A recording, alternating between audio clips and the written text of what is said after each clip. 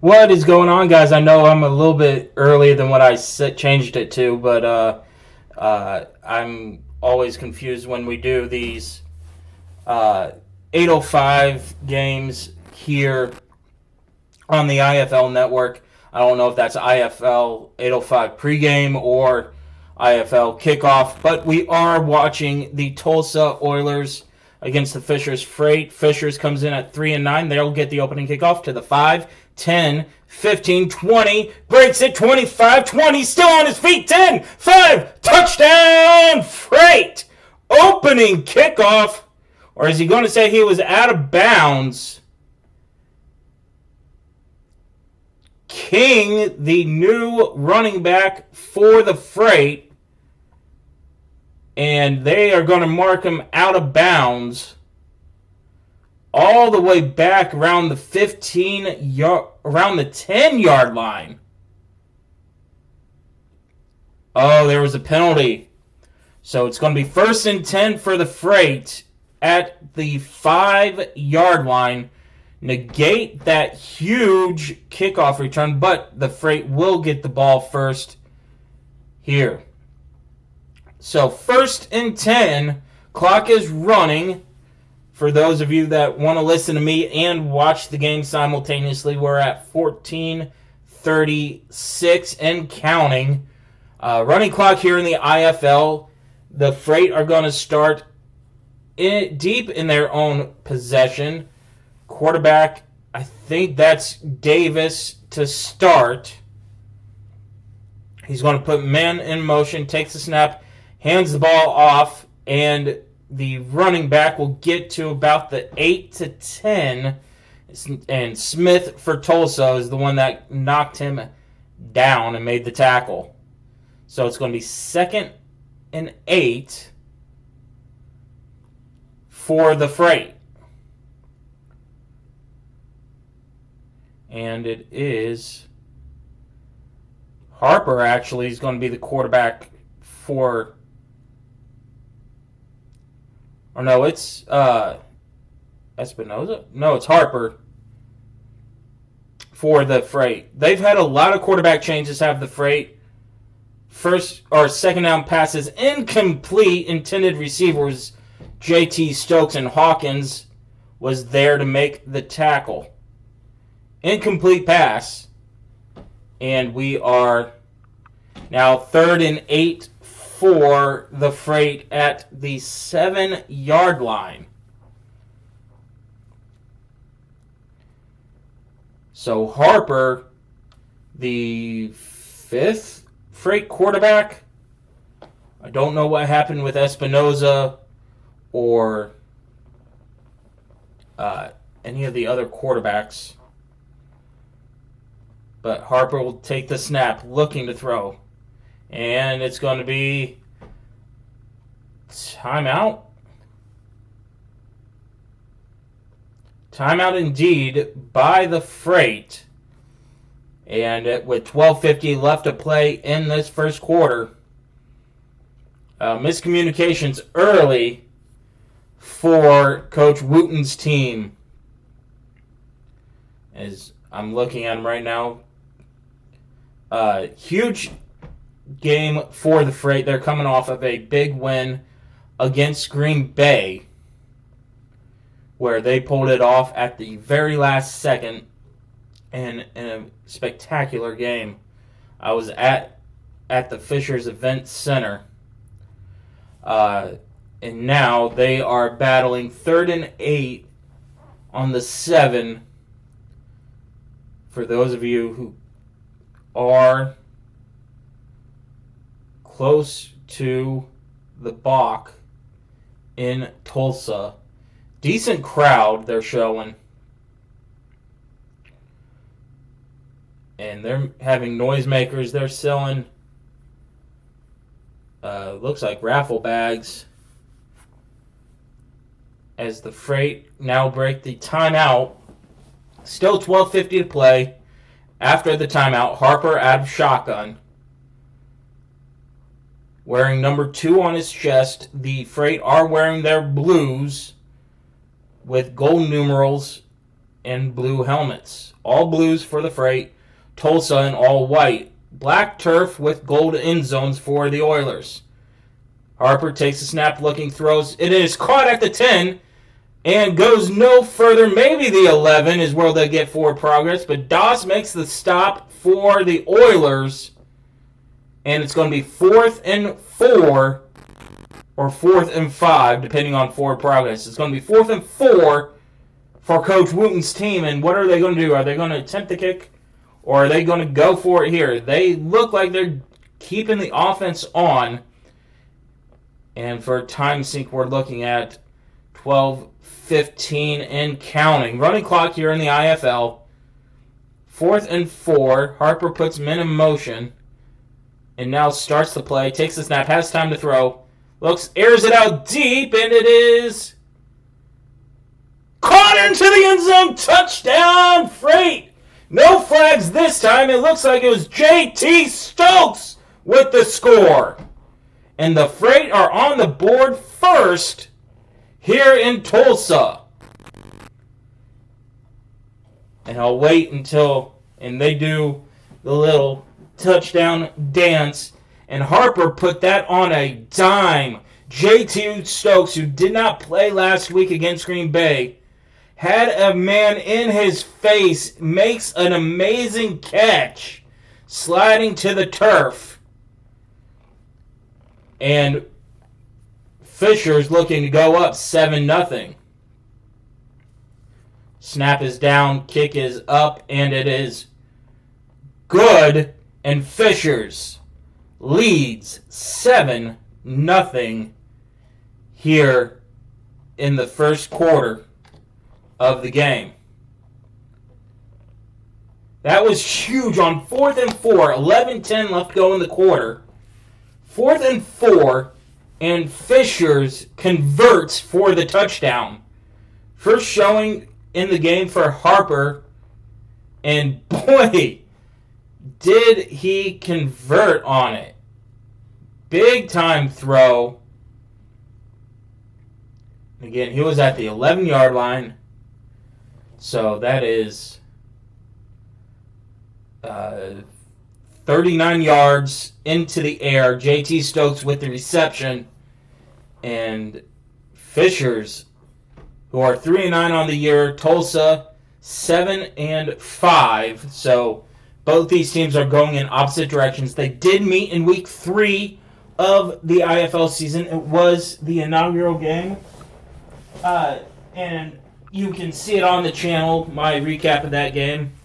But yeah, that's where I got this all aboard towel and this hat. I picked up the sweatshirt later on in the season when it was still cool enough for us to wear sweatshirts.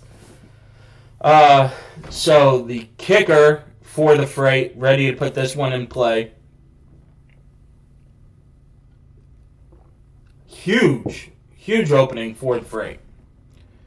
And that is going to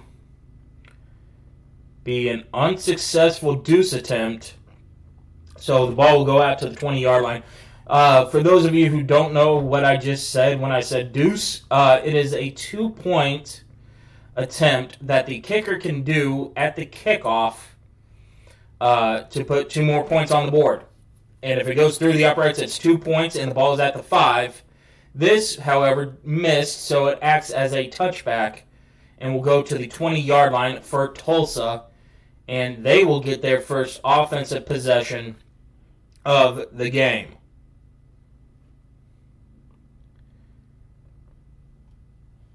And Muhammad Rogers in the shotgun for the Oilers, hands the ball off, breaks off a couple different tackles. He's to the 15, is the running back, and he is helped up after a huge first gain for the running backs. And Tulsa has some new players on their team as well. So let me pull up Tulsa's roster here as they're getting ready to go out of shotgun. Takes the snap, fakes the handoff, Muhammad Rogers gets it passed out and then knocked out of bounds around the 12-yard line.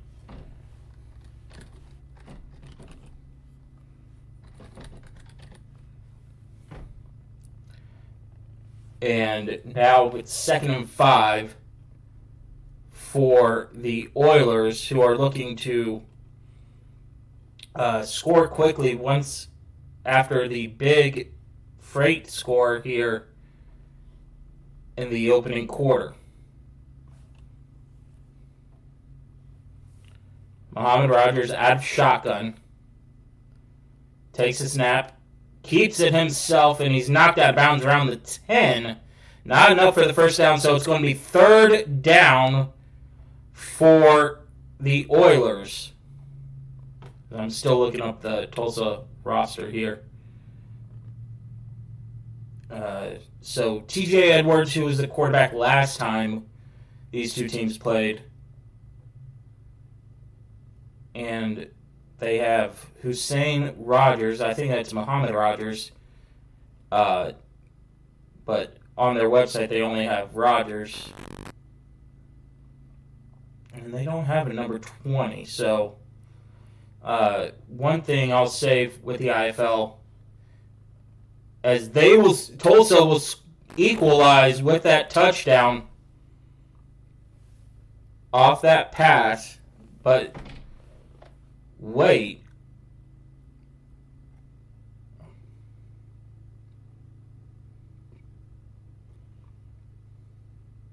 Oh, it's an illegal defense against Fishers. It is going to be a Tulsa touchdown and PAT pending. And that whole time I meant to move that ball down. It's not going to matter here in a little bit. Just a little shovel pass for Muhammad Rogers, and they were able to get into the end zone. Snap is down, kick is up, and through the uprights by Moore, and we are tied at 7. So Tulsa equalizes the Fishers score.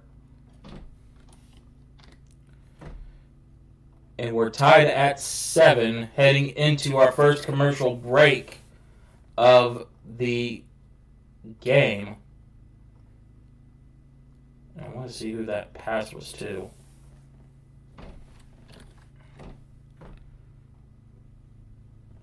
And again, I wish they had updated rosters for both teams. Because they say that was Jeremiah Smith, who was the receiver on that touchdown pass. So as we wait for the kickoff, more than likely we'll go to the freight, but you never know. Tulsa might try to pull a freight when these two teams met at Fishers and get an onside kick, try to steal possession. But, yeah, exciting first couple of drives of each game. I know for the crowd that are coming in, when I said I was starting this at 8:15, I know I started this a little bit earlier.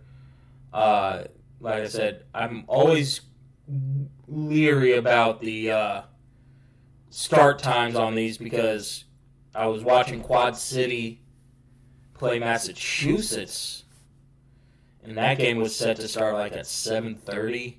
I logged in at 7:30, and they were still doing pregame stuff.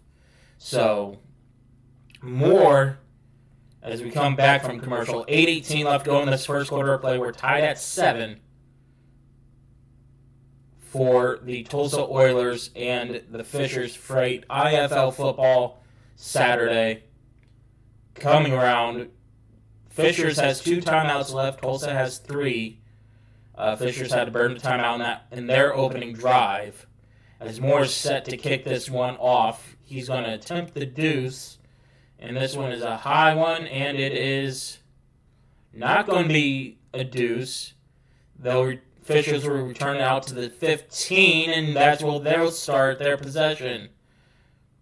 And that looks like King on the return once again. Jackson and King were deep for the Freight. And now that I know that it's Fisher's ball, I will move that football there. So, once again, another quarterback change for the Freight. And I will move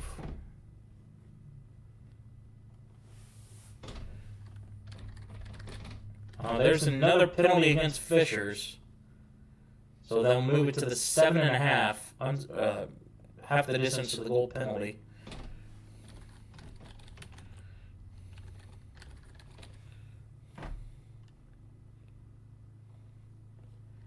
So deep in their own territory once again are the Freight.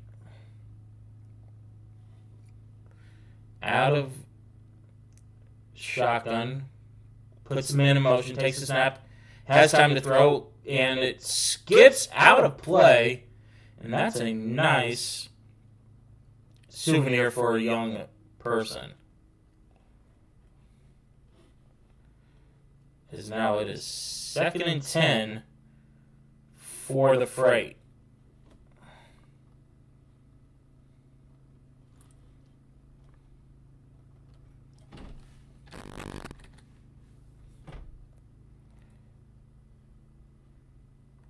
Quarterback out of shotgun.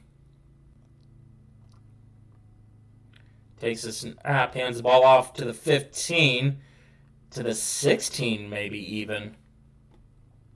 Great run there by the running back for Fishers. Again, I'm looking.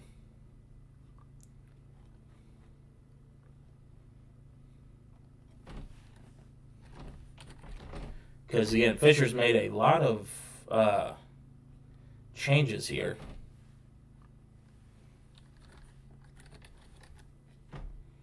Heading into the game. Takes his snap. Quarterback's going to keep it. He has the first down and more. Past the 20 to the 25.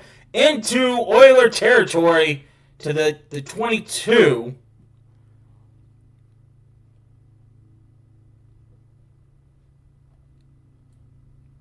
Is the quarterback, and he's played for Coach Wooten a couple of times. That's Felix Harper. He was on the Massachusetts Pirates and the Bay Area Panthers, and before Bay Area, he was with Cleveland. Like I said, he has the Dixie Wooten connection, both of them coming from Bay Area. 5:55 left to play in this first quarter, and it looks like Harper takes snap, hands the ball, keeps it himself. Little okie dokies past the 20, down to the 17-yard line. And that is why I think Coach Wooten, who also acts as the GM, got Harper, because he knows that this is how he likes to run his team. So now it is 2nd and 5, ball on the 17-yard line.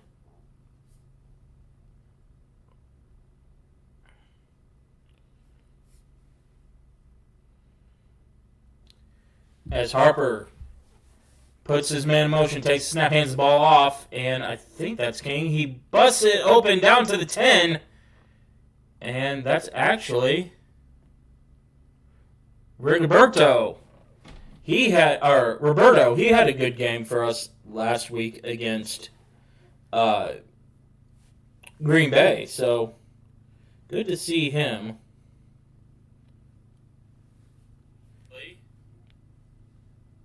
As we are now at 4:38 left to go in this first quarter of play. Harper moving Rigoberto. Takes the snap. Fakes the pitch. Has time and now has to roll out of the pocket. Takes off. He's to the 5. Touchdown! Freight! Huge play for Harper if it stands. And it looks like he will. JT Stokes teaching Harper the little touchdown dance that Jaya took from the Indy Fuel. It is going to stay. Harper great opening drives for the Freight as the new Freight quarterback. He had a touchdown pass to J.T. Stokes the first possession, and now a running touchdown as the kicker takes the snap, puts his leg into it, and it is through for the extra point, and Fishers reclaims the lead at 14-7. So big drive there. Fishers needed to have it. They got it. And now they lead by 7 heading into this kickoff towards the end of the first quarter.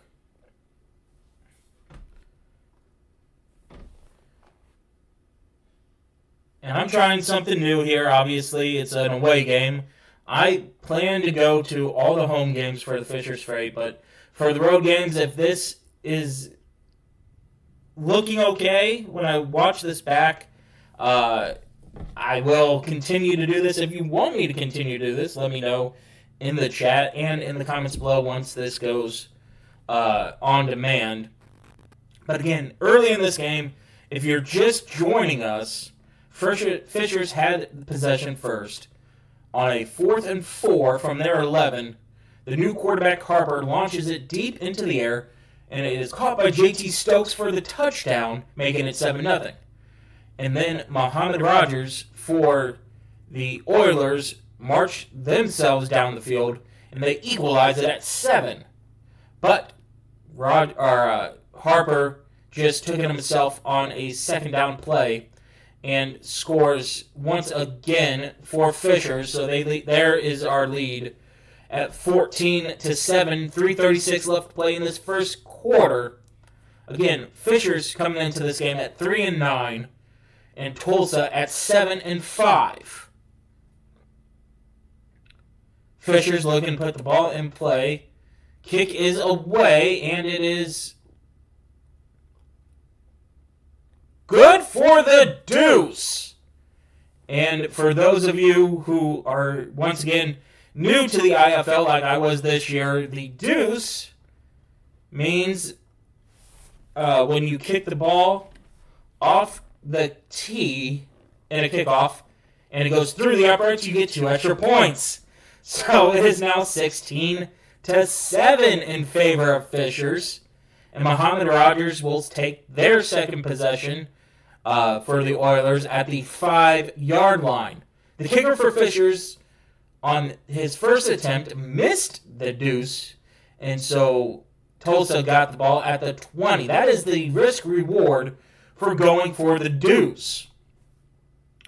There's also something called a 1-point rouge, and that is when you do not get the ball outside the end zone off the kickoff.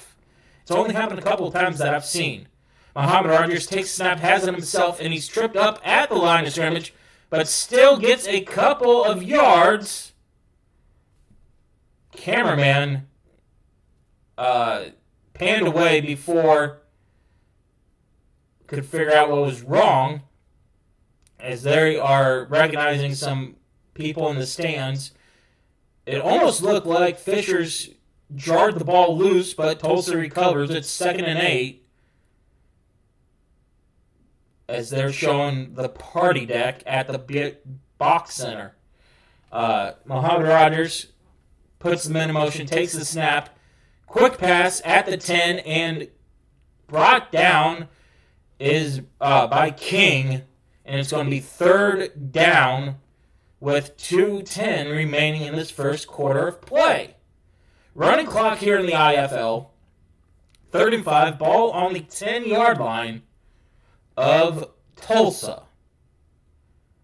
That's what I like about this, is it's running clock up until the 1-minute mark in the first half, and then that works like the 2-minute warning.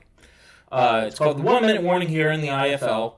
Muhammad Rogers takes the snap, looking, and he is going to get brought down behind the line of scrimmage, down at the 2, and it is Swan and number 99 for Fishers. Smith with the joint sack. And instead of 3rd and manageable, it is 4th and 13. Ball's on the 2 for Tulsa. And once again, I started Tulsa's drive without them having the ball, and they're going to have to kick this off. There is no punting in the IFL, so Tulsa is going to line up for a field goal attempt. Snap is down, kick is away, and it is no good. Going to bounce at the 10 and die right around the 12. The near side referee on the screen says the 11, and that is where Fishers will take possession over. So Fishers, with 50 seconds left go in this first quarter, lead 16-7, and more on the way, as Harper has looked really good in his Fishers Freight debut.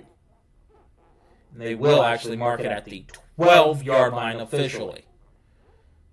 Still one of the better possession. This is the best field possession, starting field possession for Fishers, as they started the first possession at the 5, the second possession at the 7. So Harper has the play called in, plenty of time on the play clock, puts the people in motion, takes the snap, hands the ball off, running back to the 20, 25 to the 23, and that was J.T. Stokes for the first down run. And I think that is how this first quarter is going to wind down. And it is no play after that. And it is 16-7.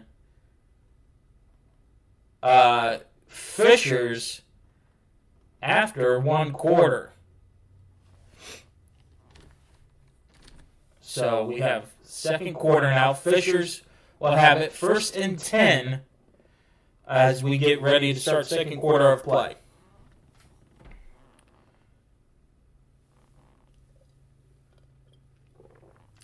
So, exciting first quarter. Like I said, if you're just joining, Fishers had the ball first on a 4th and 4.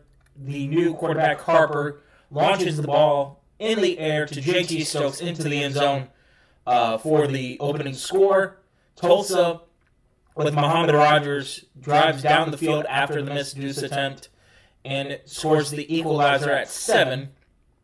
Not to be deterred, the Harper for the Freight once again drives down the field. This time he takes it himself into the end zone for the touchdown. The kicker makes both extra points, and then the next kickoff he makes a deuce, and that is how we are at 16-7 in the first quarter. Fishers got a huge stop on 3rd down. It was 3rd and 5 at the 10 after the deuce attempt, and then they get a sack at the 2. So that led to a field goal attempt. Field goals attempts kind of work as punts, even though there's no technical punting in the IFL. A missed field goal attempt acts as a punt per se. So that got down to the 12. And Fishers, on their first play of their 3rd possession, handed the ball off to J.T. Stokes, and now they are at Tulsa's 23-yard line.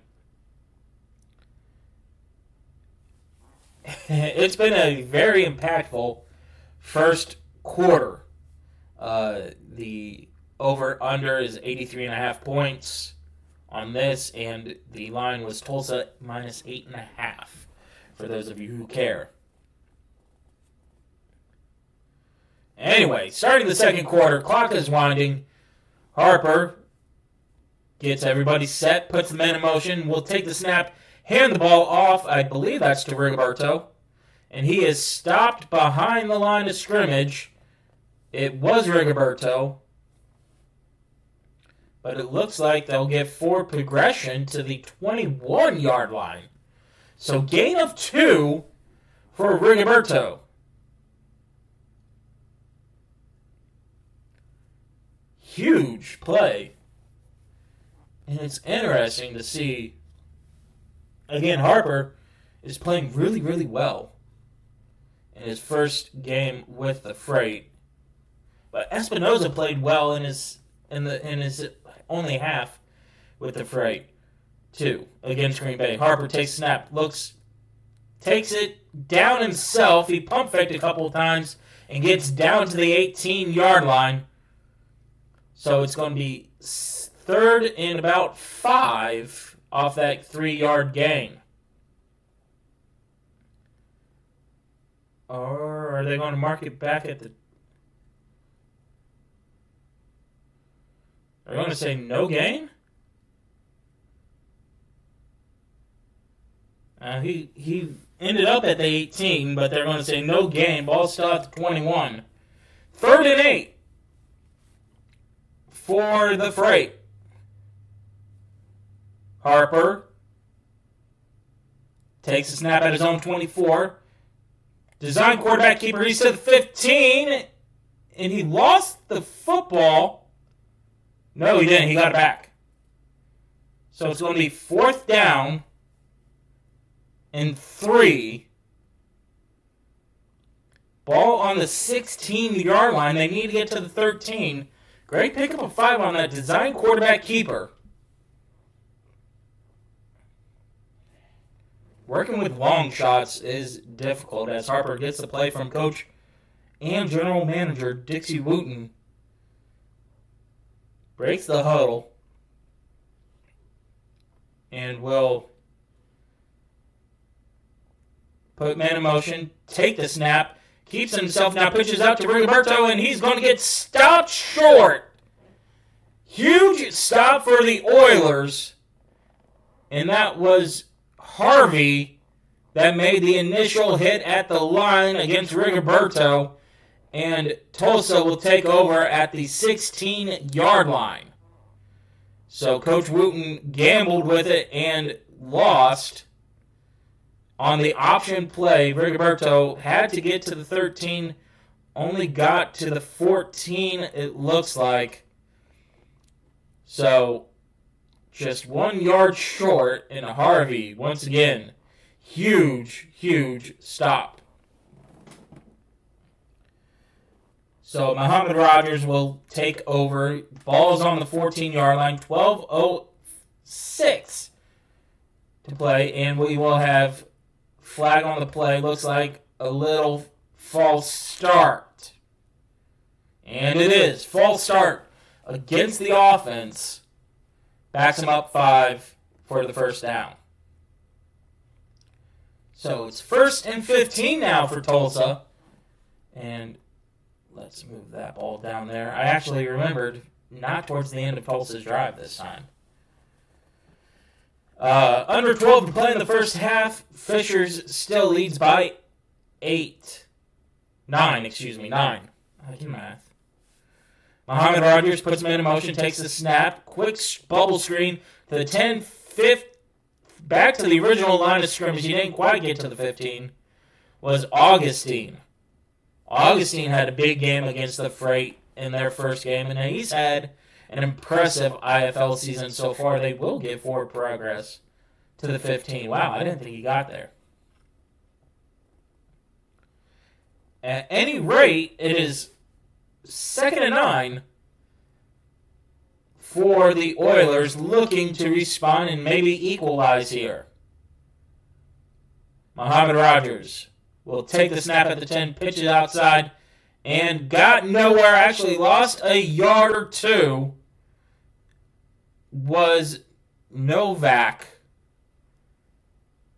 And they'll say no gain. Wow, again, generous spot. It looked like he got hit behind the line to gain, but they gave forward progress to the 15. 10:40 and counting left to go in this first half of play. Muhammad Rogers out of shotgun, like most of the IFL is. Puts 2 men in motion, and that's going to be a false start or an illegal offense. Yeah, false start against Tulsa, so back them up 5 once again. And it's going to be 3rd and 14 for the Oilers. It looked like Novak, who was the bottom receiver, crossed the line of scrimmage before the ball was snapped, drawing the flag. So as we enter the 10-minute and 10-second mark of the game, Tulsa has gone stagnant after getting a huge 4th down stop. Muhammad Rogers takes a snap on 3rd and 14. Ball is tipped at the line and falls harmlessly to the turf. And now it's 4th and 14 for the Oilers. Decision time for their head coach, and they are going to kick it away. Muhammad Rogers is frustrated with himself as he comes off the field. So again, Tulsa looked like they had something going, and the drive just stalls out with penalties. And now I'm buffering here. So if I'm behind you now, if you're able to watch both this and me at the same time, I'm buffering at 9:32.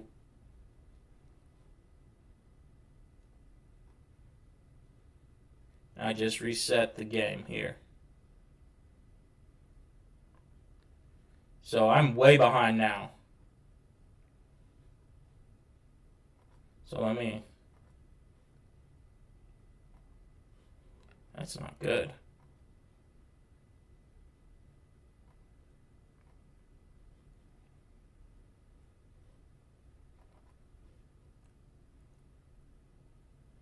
Well, I'll just go with what I have. I'm sorry if this has already happened. Yeah, it like glitched out. I don't know if it was my internet or if it was like the stream quality, but we now have Fisher's ball. So they didn't make the field goal. It's Fisher's ball. They just ran a play and got the 1st down. They have it on Tulsa's 17-yard line. The first quarter was so smooth. I don't know what happened here. So Fishers takes a snap, hands the ball off to Rigoberto, and he's past the 15, down to the 14. Or no, I'm sorry, that's the new running back King for the Freight. Josiah King, he's had a couple kick returns, but let me give you a little bit of his background. King joins the team, and this is from Fisher's Freight Football, FishersFreightFootball.com on the transaction report. King joins the team from AIF team Corpus Christi Tritons, where he played 9 games, had 484 yards and 4 touchdowns. Before that, he attended East Central University, where he rushed for over 1,300 yards. Harper throws it deep into the end zone, too tall for the players, incomplete. And again, that's a nice football. It's a red, white, and blue striped football for Tulsa. Again, if the ball goes into the stands in the IFL, you get to keep the ball. As we are looking at 3rd and 8. Ball on the 15-yard line. 7 minutes left to go in this ball game. Harper motions one player, and now we'll send him fully in motion. We'll take the snap to start the play, and we get movement. This might be on the offense. And hold on. It is. False start on the offense. Back him up 5 yards. So it's 3rd and 13 for Fishers. They said the guilty party was Walker. And he's throwing his hands up like, I didn't do nothing. I didn't false start. So that makes it a little bit more difficult here. Ball on the 20-yard line for Fishers. Tulsa's 20, though. 6.5 left to play. Harper puts the man in motion, takes the snap. Design quarterback keeper. He's at the 15 and down at the 12, maybe the 11, depending on where that ball is. It's going to be it's going to be short of the first down regardless. So I believe it's going to be 4th and 4. And they do mark him down at the 12. So maybe 4th and 5.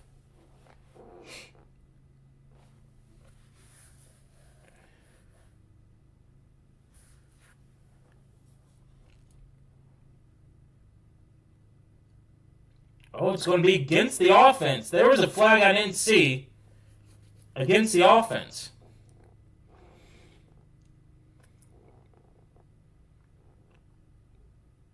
They're saying holding? I don't have the game. I have the game muted, so. A personal foul. Wow, 15-yard penalty against Fishers.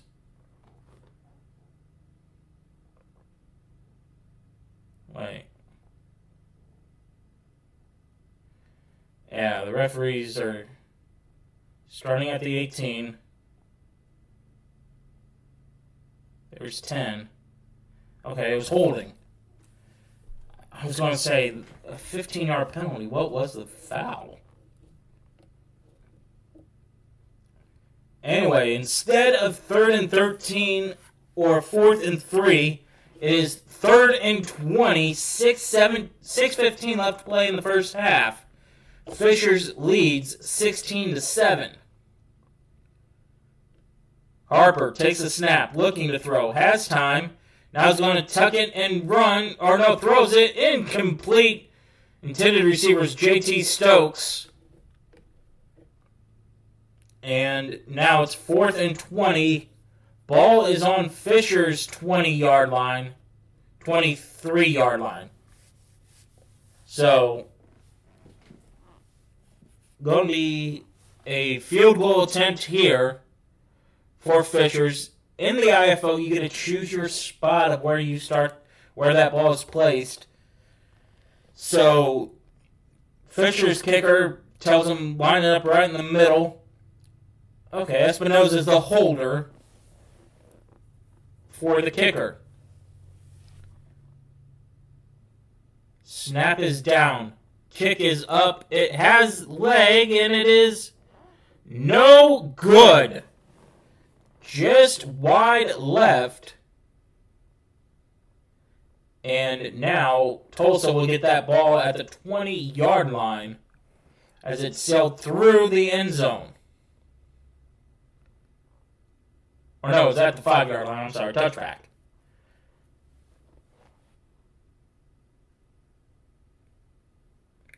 Media timeout, 5:11 left to play. It is Fishers 16 still to the Tulsa Oilers 7. Offense has stalled a little bit here in the second quarter. But great game so far. Like, you know, both teams had a great game in Fishers in week 3. And it's a great game here at Tulsa. So, can't really ask much more than that. I'm still trying to find where I want myself in comparison to the score bug here. So, timeout for media.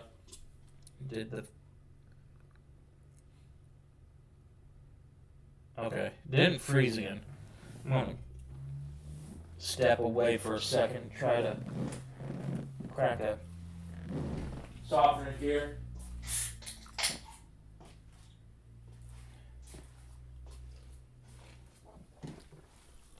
There we go. Still have my juice too. But I wanted something a little bit different. Alright. Stream frame's still looking good. I'm not getting any alerts of drop frames, which is always what I worry about.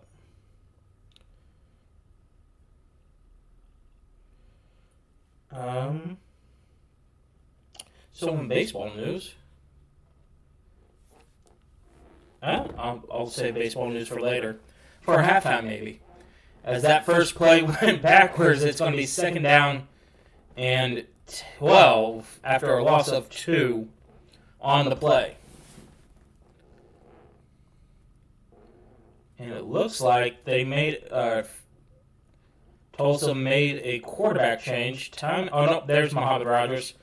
Timeout on the field by Tulsa. 4:29 left to go in this first half. Second down 12 upcoming. So, like I was going to say, baseball news. The Cubs are beating the Astros 8-2. And Pete Crow Armstrong hit a sac fly to make it 8-2. After Kyle Tucker in his return home to Houston hit a 3-run home run.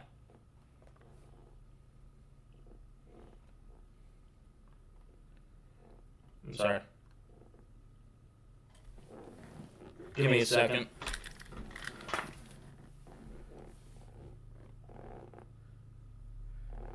So Tulsa's going to challenge something. The commentators didn't know. Maybe it's an illegal defense. That's the only thing I can think of, because it was a sack play. Sack on the play, so I'm guessing they're going to challenge it was an illegal defense, or somebody was in the kitchen. I think it's kitchen. Might be the box. But an illegal defense regardless. And again, TJ Edwards was the quarterback for the Oilers when they met back in April. And such a different team. Both these teams so different.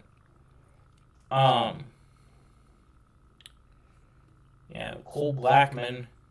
So, let me listen to the referees here.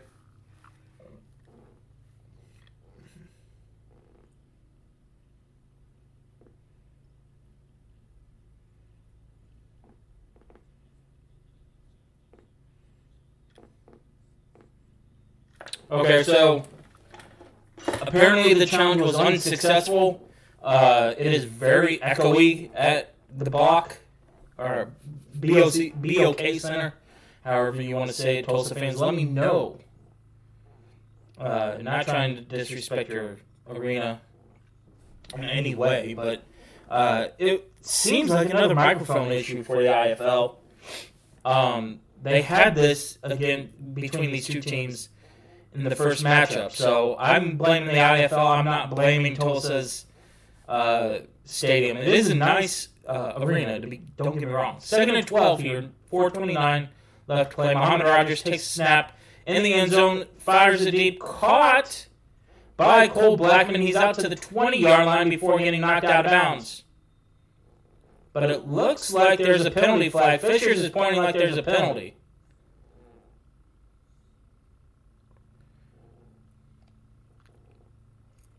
And illegal contact against Fishers is going to be declined. It's going to be first down for Tulsa. So I don't know what Fishers thought it was. Maybe offensive pass interference, but illegal contact against the Freight. Penalties declined with 4:21 left to play in this first half.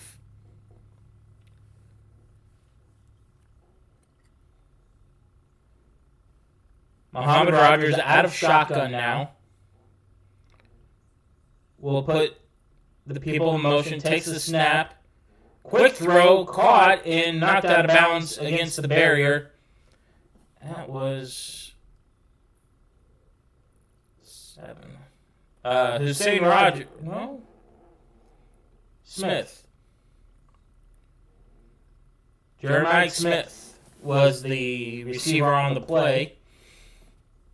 That caught it to Fisher's 23-yard line. Second down and 4. 3:40 left to play in this first half. Low-scoring game so far. Tulsa takes the snap. Deep pass. And it's intercepted. Intercepted. Fisher says it to the 20, 25, 20, and knocked out of bounds there by Muhammad Rogers. And it is Jackson who makes the interception. So huge turnover here for Fishers. And they get great field position. And that was huge for them. Ball is on the 20-yard line of Tulsa. Clock is running. Well, they're trying to. There it goes. 3:20 left to play in this first half. And it is silent in Tulsa, Oklahoma.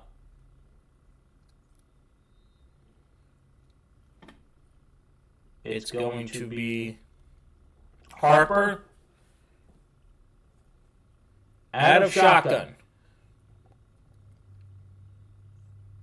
We'll put his men in motion and take the snap, hands the ball off to Rigoberto, and he's hit behind the line, stays on his feet though, gets down to the 18 before getting tackled. So a good pickup of 2 after initial, he was met into the backfield at the 22, bounces off one tackler, and they're going to get forward progression to the 18-yard line there. So 2nd and 8, where it could have been 2nd and 12. Huge play upcoming, huge drive for Fishers right here. They are milking this clock. 14 on the play clock, 2:15 left to play in the quarter. And it looks like they'll break the clock at 4, 3, and they'll have to take a timeout. And they will. 2:06 left to play in the first half. Fishers takes a timeout. They lead 16-7. They have one timeout remaining. And oh my goodness. During halftime, I will step aside briefly. And then I will go over some more IFL action. We have a lot of games playing around the league. We have Quad City, Massachusetts, Jacksonville, Iowa, Northern Arizona and Bay Area, and everybody are in Green Bay versus Arizona. So everybody is going on today. And this is actually, week 15, okay. I thought maybe I was wrong and it's week 16, but no. Week 16 is 4th of July. Right around there, so. Only 3 games for week 16. And Fishers has the bye. Takes the snap, hands the ball off, and gets knocked out of bounds at the 15-yard line. Is number 13. Come on, turn around. Walker. Walker gets the handoff here. It's 1:40 left to play in the second quarter. 3rd and 5 for the Freight. Ball on Tulsa's 15-yard line. I'll go over scoring and all that at the half as well. If you're enjoying this content, let me know and subscribe, please. Harper hit as he threw and throws that ball way out of bounds. It's going to be 4th and 5. And this might take us to the 1-minute warning. 1:08 left to play. And it will. This will take us to the 1-minute warning here in Tulsa, Oklahoma.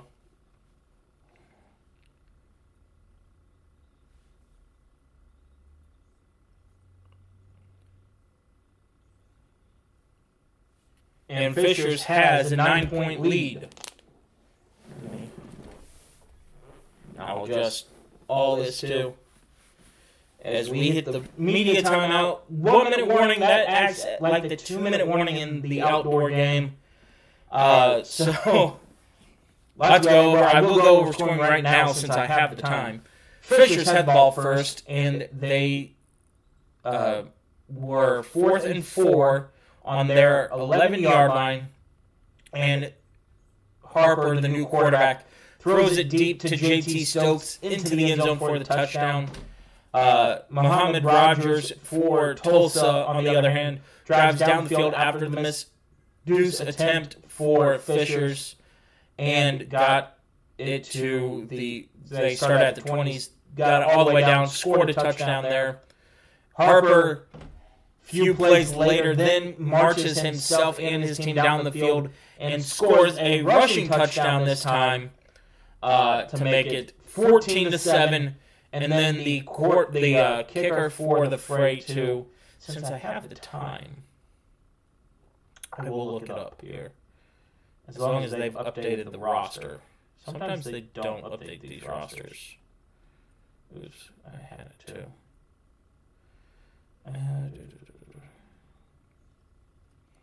Yeah, so they still have Carlos Davis. I don't know if he's still on the team or not.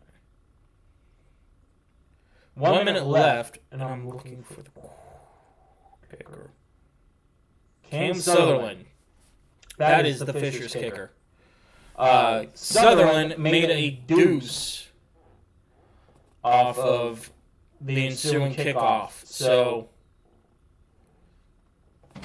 we have Harper out of shotgun for the Freight.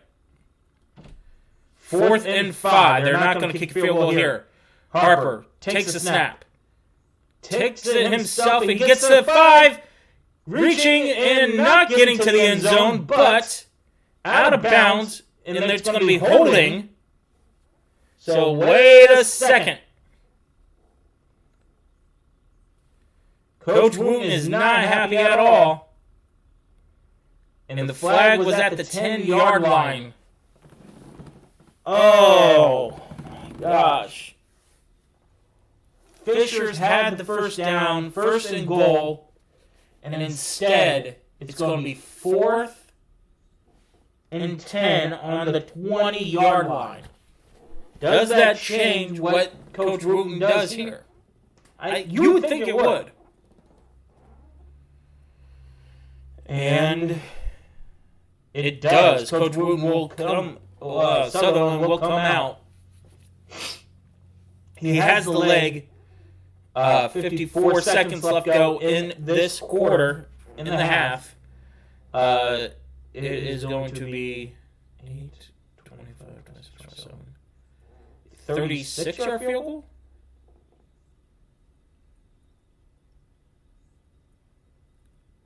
$35, 36-yard field goal. Kick is up, and it is no good, they said. It looked like it got into the upright, but just snuck on the other side. So Tulsa will take over with 37 seconds left. Sutherland, again, nearly missing the field goal attempt. Can't blame him on that one. Both of his field goal attempts have been by mere half an inch. And the uprights are narrower than even in the NFL. I believe the uprights are 8 feet apart, and in the NFL they are 10 feet apart. So that would have been good in the NFL, is where I'm getting at. Instead, it's no good. Tulsa has it 1st and 10 on their own 5-yard line. Muhammad Rogers takes the snap, looking throw, quick throw, incomplete, stops the clock at 34 seconds. Let me make sure I am not lying to you guys.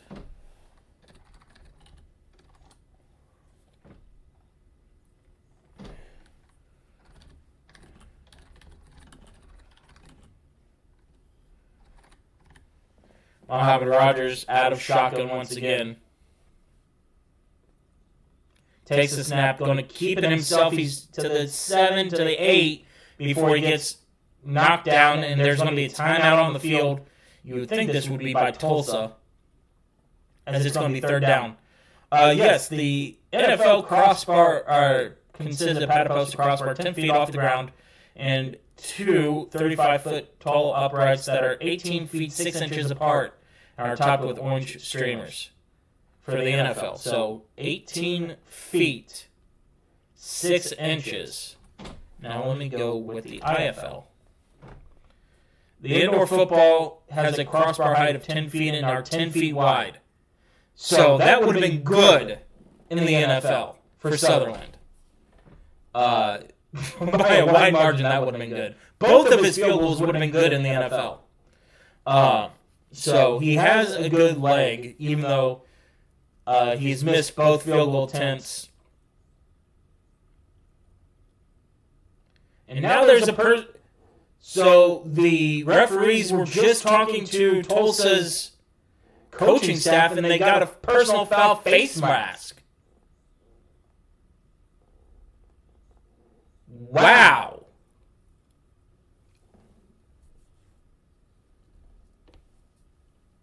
I don't know what happened, but it's 1st and 10 Tulsa, 29 seconds left to go.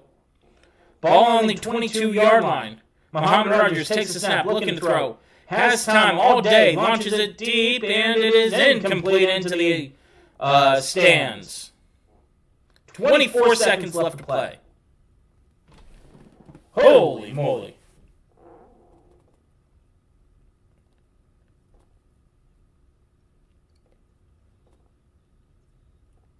Yeah, I don't know what happened with the face mask call because the referee, I didn't see a flag go.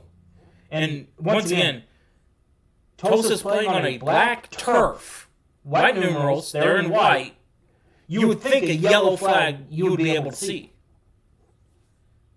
But they're throwing it up against the wall or something. So you can't really see it. And the cameraman's obviously not helping either. Muhammad Rogers, there's a flag that we saw, but this looks like it's going to go against Fishers.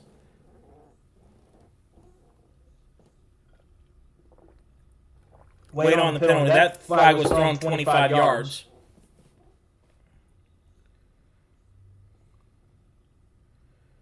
$18 seconds left to play in this first half. It's been a relatively clean half right up until now.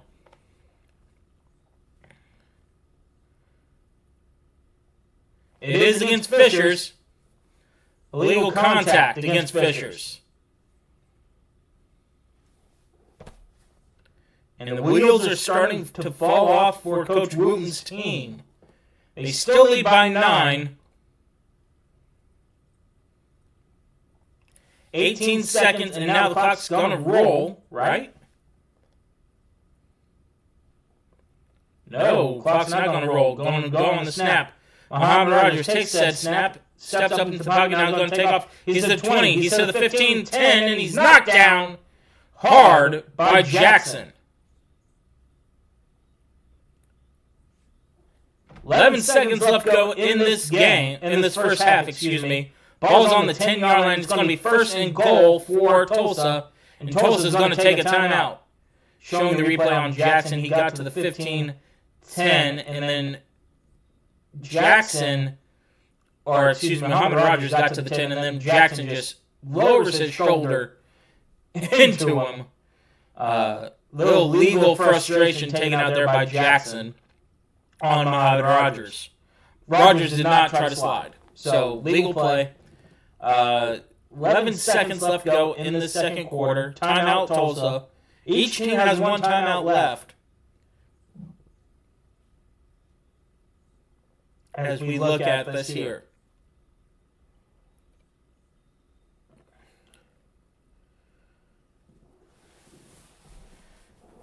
Still, again, we're going into the first half, so plenty of time for both these teams.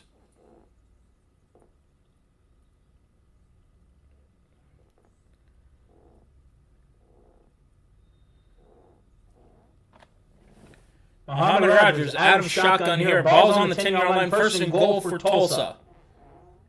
He'll take the snap.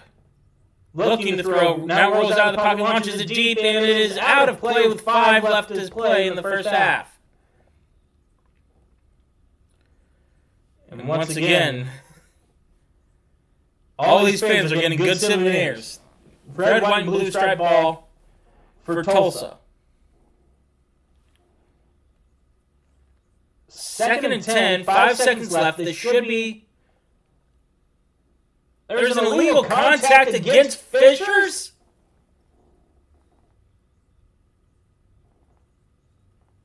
Another penalty against Fishers moves it to 1st and goal at the 5.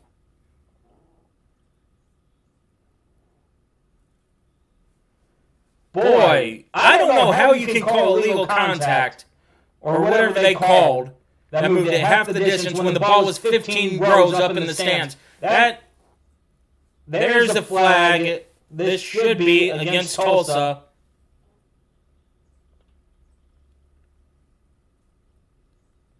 And it is. False start against Tulsa. I don't... Again, the referee's mic is not great here, so I can't really hear the calls.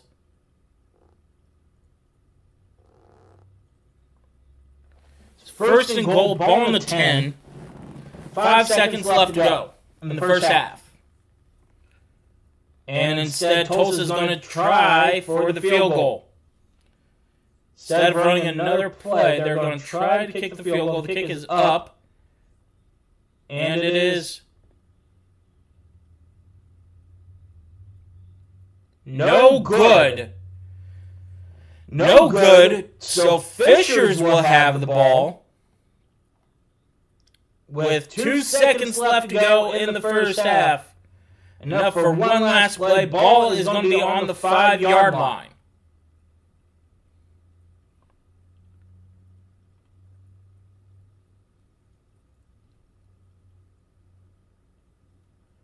Cameraman's not showing anything.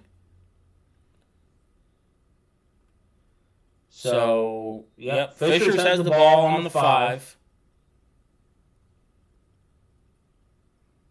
Camera work's not great, to be honest.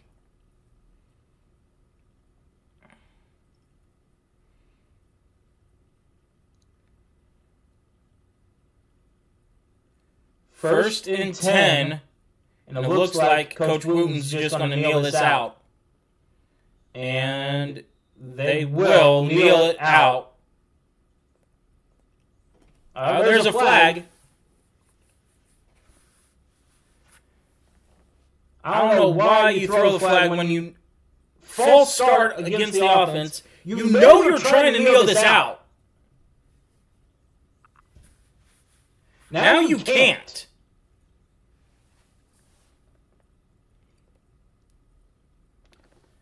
This is weird. You got to be careful if you're Harper here. Yeah, and he will kneel it successfully. And that, my friends, is the half. A wonky second quarter.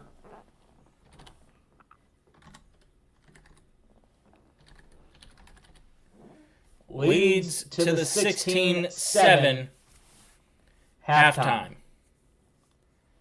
I am going to step aside for a little bit. When I come back, I will go over the scoring once again. I will be back.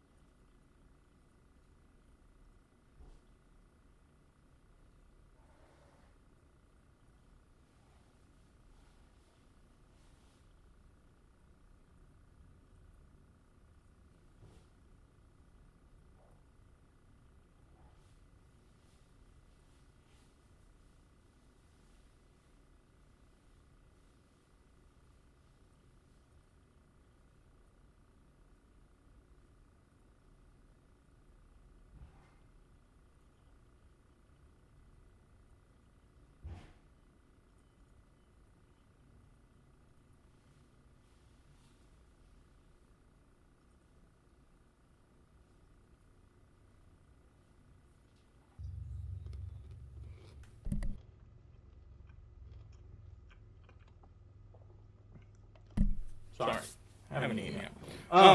So, yeah, low scores all around the league this week so far. Again, 2 of them was in the first quarter, and the others are at halftime or nearing halftime. We are at halftime here, and Fisher's leads, as you see, 16-7. Tulsa will get the ball to start the third quarter. How the scoring happened, once again, for those of you, Fisher's had the ball first. On a 4th and 4, Felix Harper launches it deep into the end zone for J.T. Stokes into the end zone against a one-on-one receiver. Made the immaculate catch. And then Muhammad Rogers led his team down the field and had a shovel pass for a touchdown before Felix Harper and his team marched down the field. And this time Harper kept it himself in for the running touchdown. Made it 14-7 at that point. And then Sutherland for Fishers, the kicker, made a field goal off of the kickoff, which is known as the deuce in the IFL. So that's how we get to 16-7 at the half. I will be right back once more. Again, not missing anything. It's halftime here. So I will be right back with a little bit more to talk about.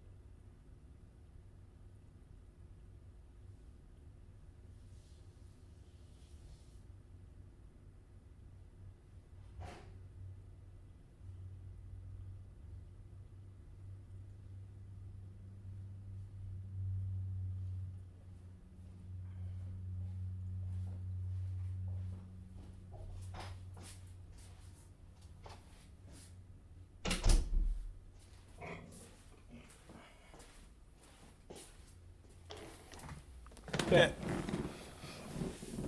So, elsewhere around professional sports, Cubs lead 9-2 against the Astros.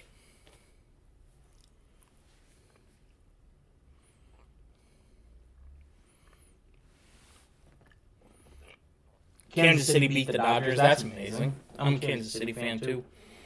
The Braves are leading the Phillies 6-1. Braves, after having a horrible opening month and a half to the season, really bounced back strong. And I think that's it. So far, the Athletics beat the Yankees 7-0 in Yankee Stadium. Tigers beat the Twins 10-5. Pirates beat the Mets 9-2. The Rays beat the Orioles 11-3. Rangers beat the Mariners 3-2. And the Padres beat the Reds 6-4. Cardinals beat the Guardians 9-6. Red Sox obliterate the Blue Jays 15-1. White Sox pick up a win, 1-0 against the Giants. Marlins beat the D-backs 8-7-10. 2016 flashbacks, anyone? And the Rockies fell to the Brewers 5-0. So there's your look around the MLB. Yeah, just waiting for the start of the second half here. I wish we could see like the time remaining on this. That being said, let's go ahead and go back to a game that is currently, we know, is in the first half still. Green Bay against Arizona, tied at 7. With 2:57 left to go.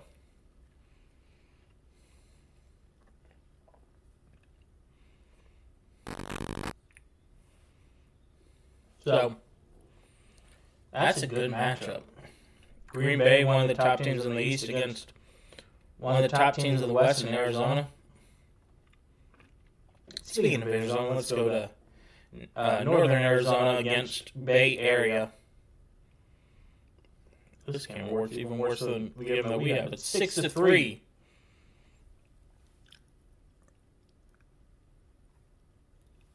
Camera's not level. That's why I say it. 6-3, 2:50 left to go in the first quarter of that game. And again, you're not missing anything if you're expecting Tulsa Fishers. We're still at the half here. Northern Arizona takes the pitch and is brought down behind the line. And that was a huge loss on 1st and 10. That pitch was snuffed out by Bay Area. Bay Area, one of the best teams that the Fishers face. Let's look at the standings. We talked about the goalpost. We talked about everything else.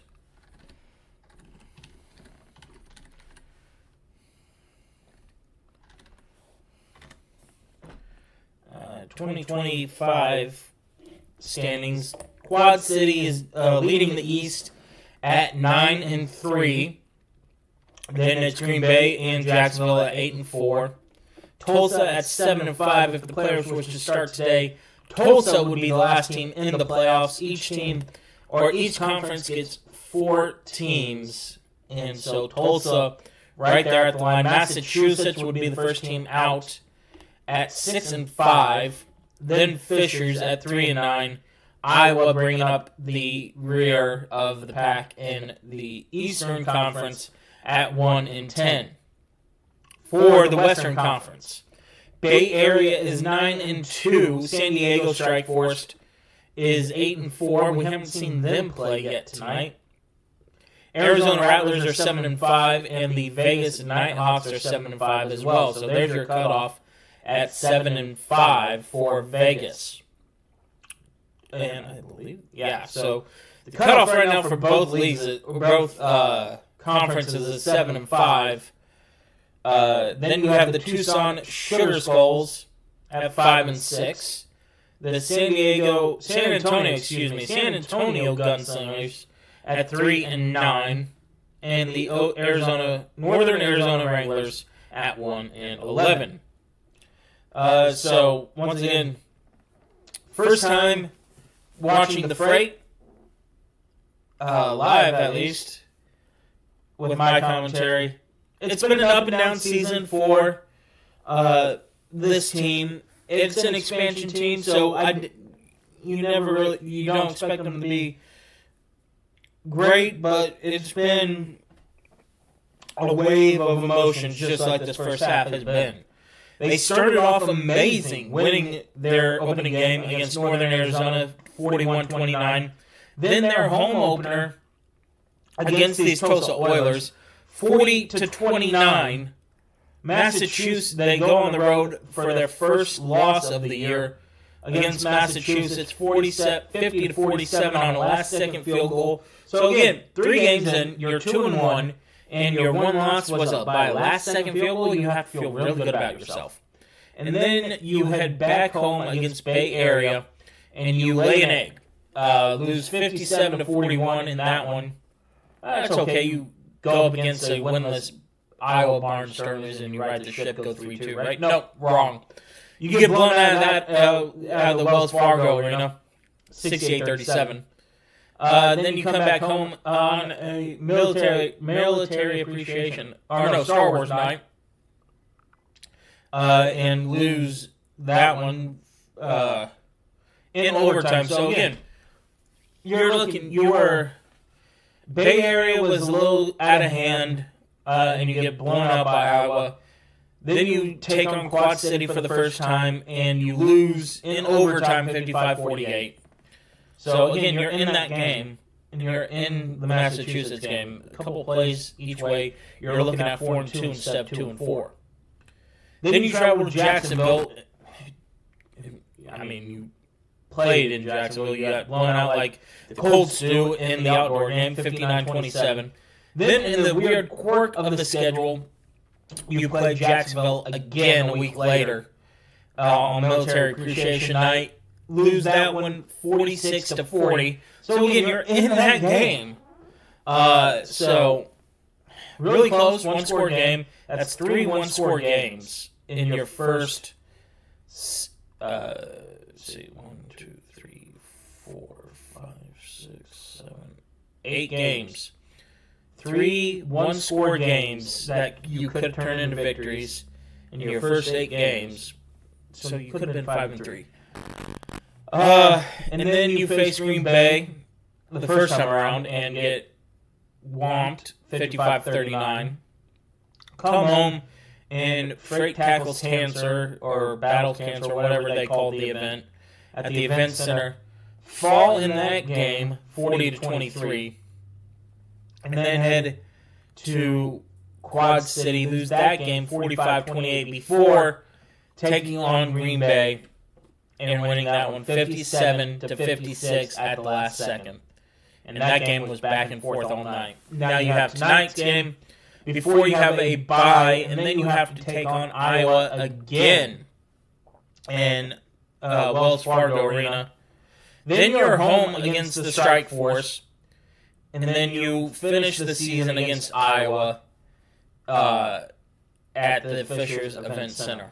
So 2 games to end the season at home, 4 games total. It's been a great first season, minus the record. Because, again, we just looked at it. You've been in most of your games. You're in this game. You're up by 9. So you just got to come out and figure out a way to hold on to your win or to your lead here and pull out another victory.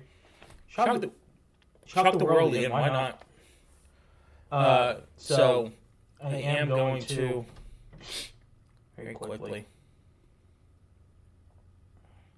I know I should have probably done this beforehand, but I didn't think about it. Oops. Ignore that.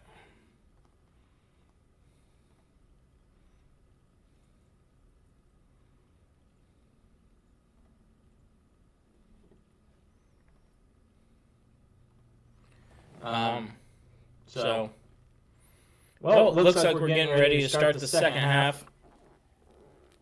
Again, Fishers leads by 9. They'll be kicking off. So a chance for the 2-point deuce here. I'll be trying to.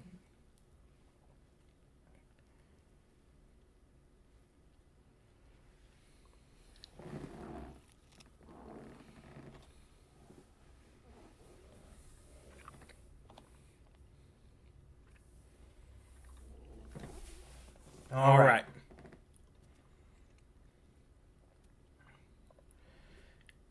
Here we go. Start the second half. Yeah, the cameraman is not anywhere near position here. Don't know if Sutherland's kicked the ball off yet or not. There he goes. He pans over. And Sutherland has the ball teed off for the second half. So let me...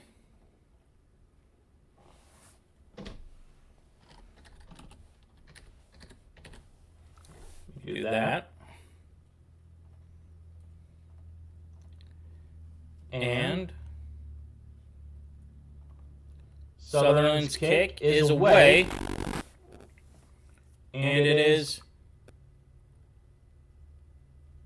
waiting on the... Looks like it's no good as they're showing a fan who has the football. So it'll be 1st and 10 on the 20 for the Oilers.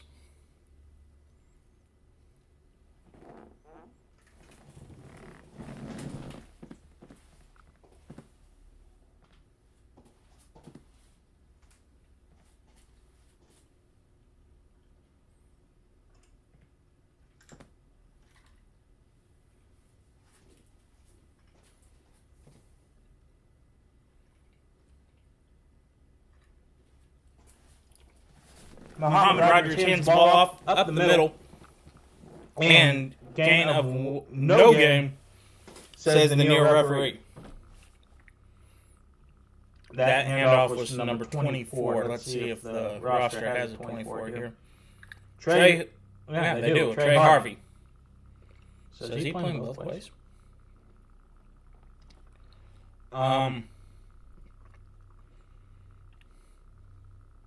Interesting. Anyway, 2nd and 10. 14 minutes left to go in this third quarter. Just underway in the second half. Muhammad Rogers out of shotgun. Puts men in motion. And will take the snap. Looking to throw. Has time. And almost intercepted. And it's caught. Almost intercepted. Down to the 26-yard line, excuse me. Oh, I'm sorry. 21-yard line of Fishers. There is a flag on the play.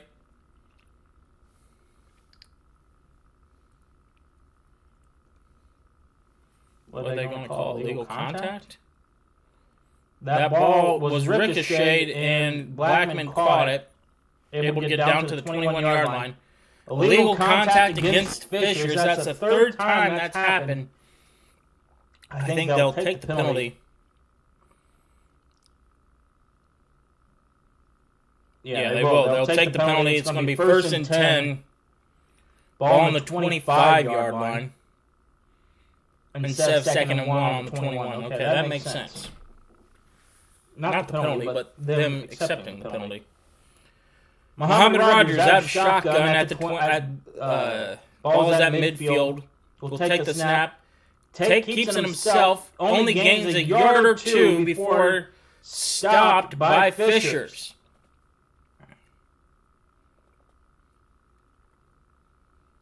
I don't want to say it was Swan who made, or Jackson who made the stop. 2nd down 9, ball on the 24-yard line of Fishers. Excuse me, 2 minutes into this third quarter.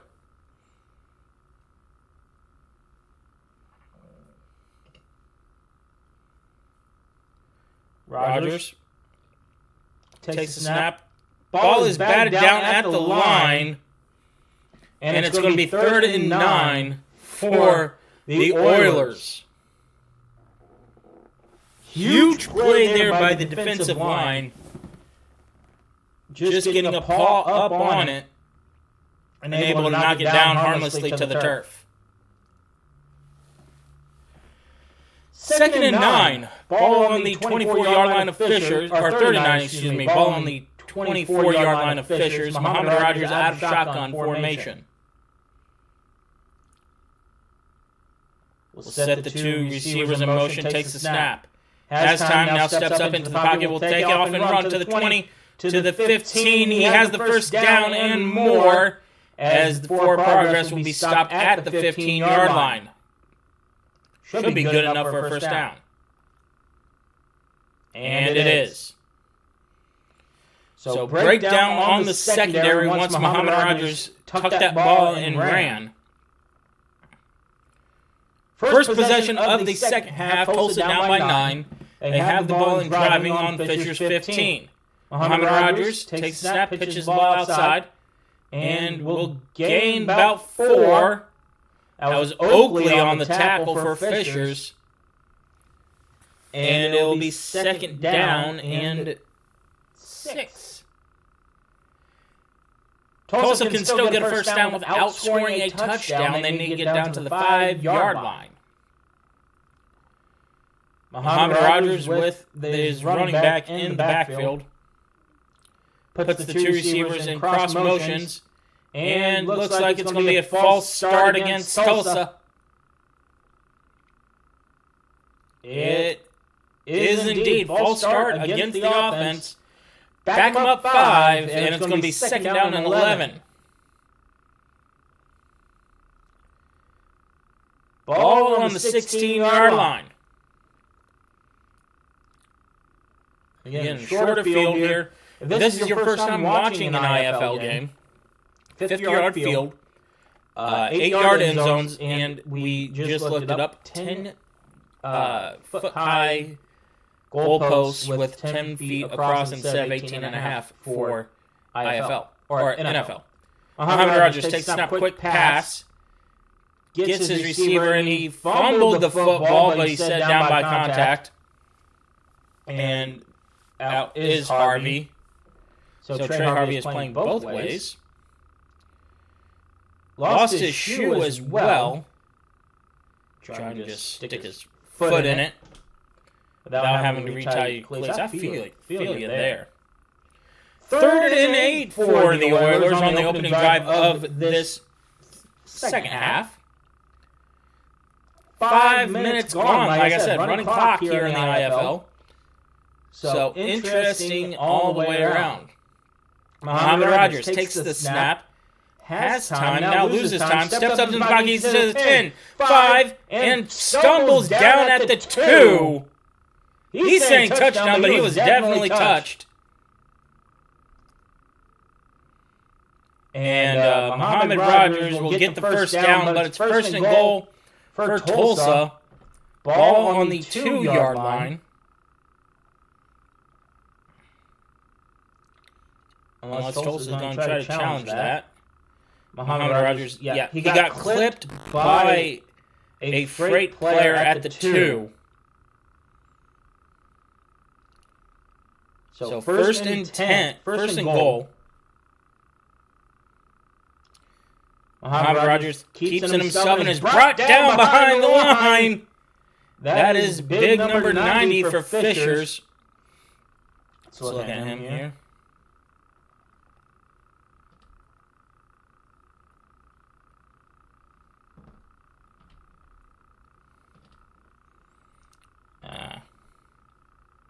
Can I get there before the next play?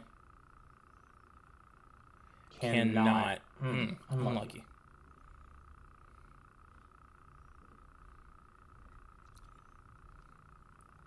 Muhammad Rogers takes the snap, fakes the handoff, keeps it himself up, and is stopped briefly. It's going to be 3rd down for Fishers. Now, I'll be able to find the roster here for the freight.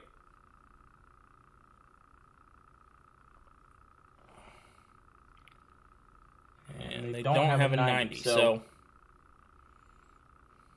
again, one of these teams, they don't update their rosters throughout the course of the year.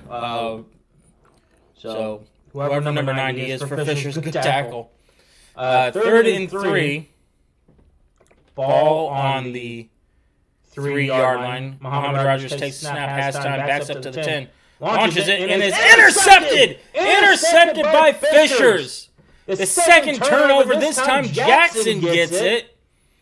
And just like that, the drive stalls for Tulsa. Jackson with his second, I believe, interception of the night. It's a touchback. It's going to go to the 5-yard line. But that was huge. It was 1st and goal on the 2. And Fishers gets the stop. Holy cow. That was big for Fishers fans.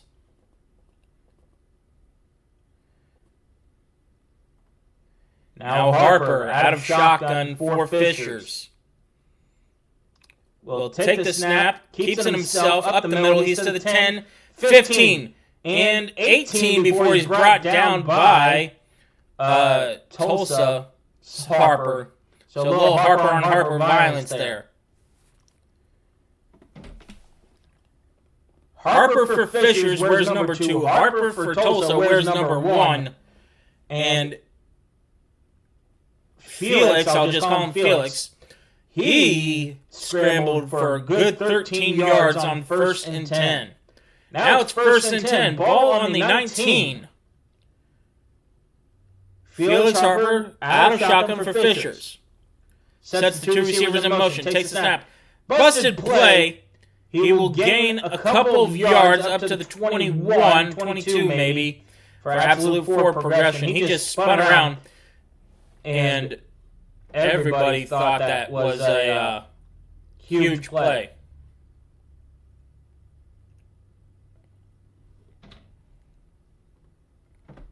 Can't see.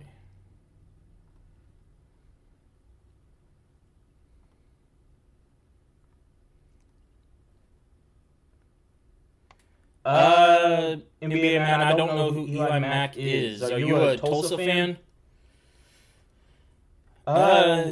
Harper takes a snap up the middle and gains 8 yards.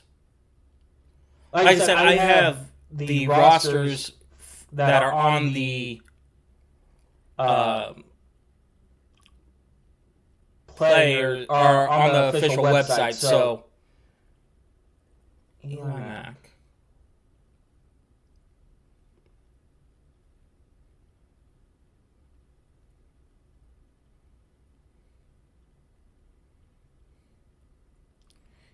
I'm not seeing Eli Mack on either roster, unfortunately.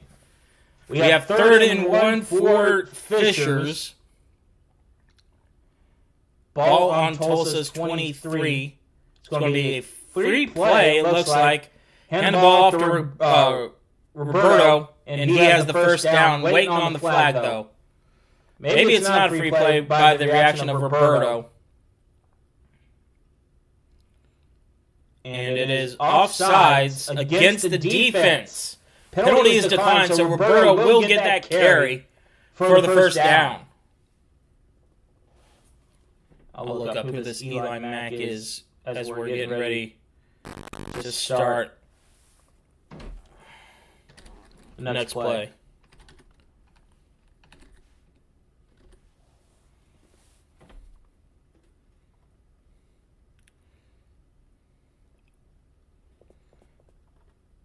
Hand off up the middle and stop short down to the 13, or it's going to be 2nd down.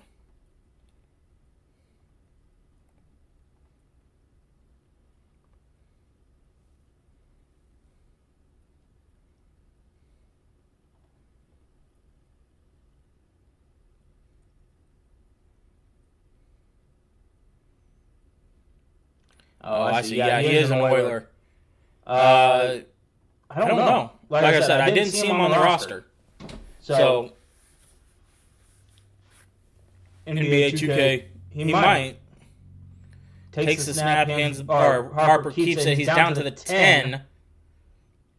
Maybe the 8 if they get that good field position. They do not, however. So, like, do you know what number he... I saw he wore number 10. Again, I haven't seen him yet. Just looking on his Instagram to see when that post was made. And it's possible that he is in the game, but I have the game muted. I have the game broadcasters muted, and I have only one wide shot, so I can't tell. Harper for Fishers takes it up the middle. keeps it himself. He's down to the 7 before he gets tackled. And it's going to be 4th down for Fishers. And decision time once again for Coach Wooten. 4th and 1. And he's keeping the offense on the field. I could see that here. So huge 4th down play. We are at under 3 minutes left to play in the 3rd quarter. Still the score you see on the screen. 10 seconds on the play clock. Fishers has to hurry or take a timeout. They'll put the man in motion. Just get the play off. Harper, and he will get stopped again, or will they give him forward progression? And they do. They get forward progression, 1st down Fishers.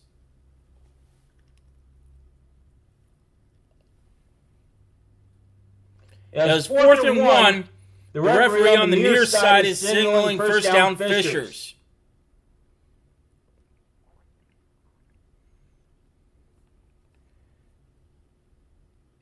Let's see what the head official will say. And will Tulsa challenge it? They've already lost one challenge. Not so far. Harper puts his man in motion, takes the snap. They don't challenge it in time. Harper down to the 5, down to the 3 before he's knocked down. That could have been an interesting play for Tulsa to challenge on. 1:40 left to play in this 3rd quarter. It's going to be 2nd and 2. 2nd and goal, ball on the 2.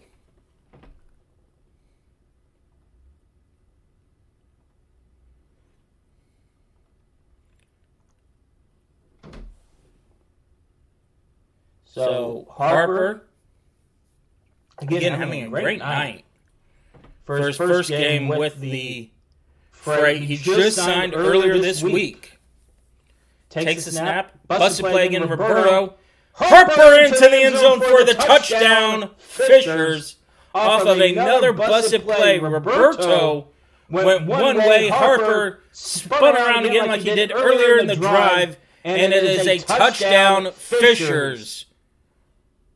2nd rushing touchdown for Harper, and it is now extra point away from being 23-7. 40 seconds left to play in this 3rd quarter. Sutherland off to kick. And they have to get this play off before the end of the quarter. Snap down, kick is up, and it is good. 23-7. 18 seconds left to go in this 3rd quarter. And Fishers, once again, with a surprising outcome here so far.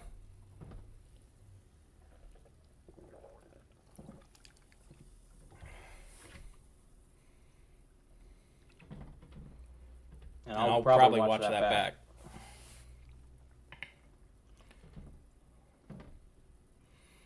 Yeah, I'm seeing.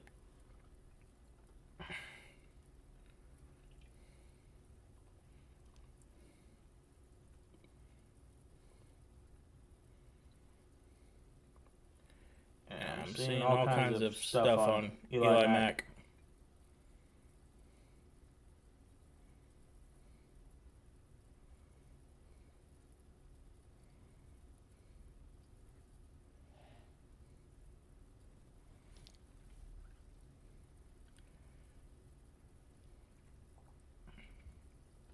So again, huge play, huge drive for Fishers.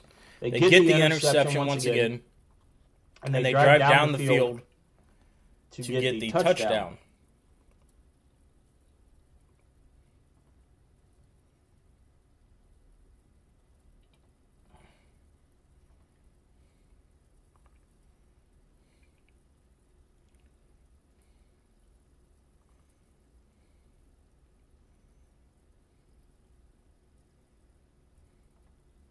So Sutherland coming back off commercial. You haven't missed anything. since the touchdown. I'm still looking for that. The kick is away, and it is no good on the deuce attempt. So, once again, the ball will go out to the 20-yard line. And Fishers or Tulsa will take over at that point. Huge game here in Tulsa, Oklahoma. I said that weird. Tulsa, Oklahoma. Once again, it's Indiana versus Oklahoma in athletics. Muhammad Rogers out of shotgun, puts the receivers in motion, takes the snap, and actually that's the new quarterback in there for Tulsa, and they hand it off to Muhammad Rogers. Trying to see who that is. That might be Eli Mack. I can't see. White on yellow is terrible color coding, and that is going to be the end of the third quarter regardless. So it's going to be second down and 11 when they come back from a media timeout.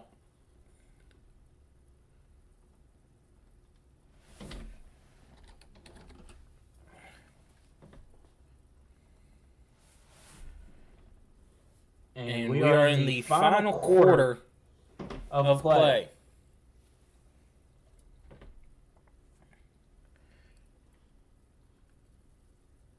If you've been liking this content in the stream and want me to do the only other away Fishers freight game, which is against Iowa, I will continue to do so. Because I'm having fun. This is fun to do this. And just enjoy both football and doing this. Now I can see why Tom Grassi does this every week for the NFL. I won't be doing that. I will be sticking strictly to the IFL. But if you want me to do playoffs, maybe, I'll be down for that. Once again, coming back from commercial break, Fishers leads 23-7 off of their first possession of the second half. Both teams held the ball for long periods of time, and Fishers was just able to capitalize off of a questionable fourth down conversion. And again, I don't know why Tulsa didn't challenge that, because a play later, or 2 plays later, it led to a touchdown. All right, here we go to start the fourth quarter of play. Is it going to be Hassan Rogers, or is it going to be somebody else at quarterback position? Looks like Muhammad Rogers is in running back. Takes the snap. Has time. Throws it in. Almost intercepted and almost caught. Falls incomplete eventually. But hold everything, there's a flag. Holding against the offense. Back them up 10 or half the distance to the goal. Because that happened at the 15-yard line. Maybe it will only be 10 yards. It looks like it. And again, I see this is where I wish the camera operator would zoom in on the huddle so I could see who has taken over the play calling for Tulsa. They are in a static long shot, and you see stands. So, anyway, the new quarterback puts people in motion, takes the snap, throws it to Muhammad Rogers, and he is knocked out. He's knocked down at the 20-yard line. Excuse me, that is not Muhammad Rogers. That is Juju Augustine. And who knows? This might be T.J. Edwards. That's now throwing the ball. It's going to be 3rd and 11, so Juju Augustine got all of those receiving yards back. 14:05 left in this game, and Tulsa is down 23-7. Quarterback out of shotgun. Puts the players in motion, takes the snap, has time to throw, airs it out. Caught at the 23 of Fishers was Cole Blackman. And let's see, now, of course, the one time we got a zoom close up and we were able to see things.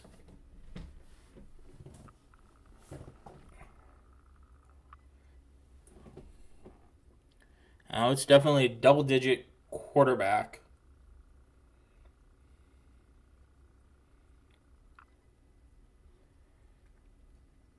Out of shotgun formation.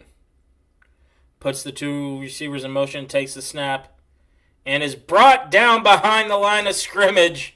Huge sack by Fishers. And it is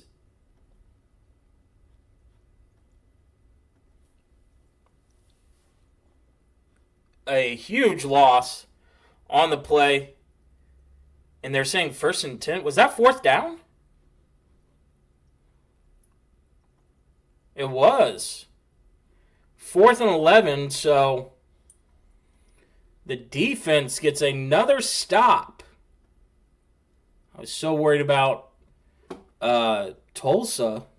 I missed that it was 4th down. So it's 1st and 10 now for the Fishers in Tulsa territory. 13 minutes to play, and they're up 23-7.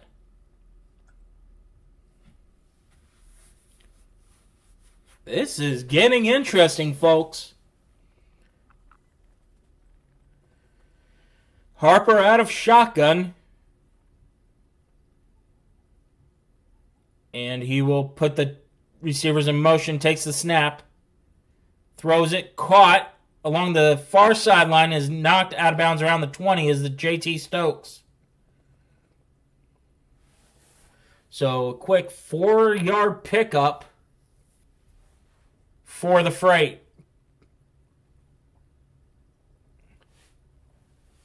12 minutes left to go in this ball game. And it's, as you see, Fishers 23, Tulsa 7. A lot can still happen in the IFL. A lot can still happen as long as there's time on the clock.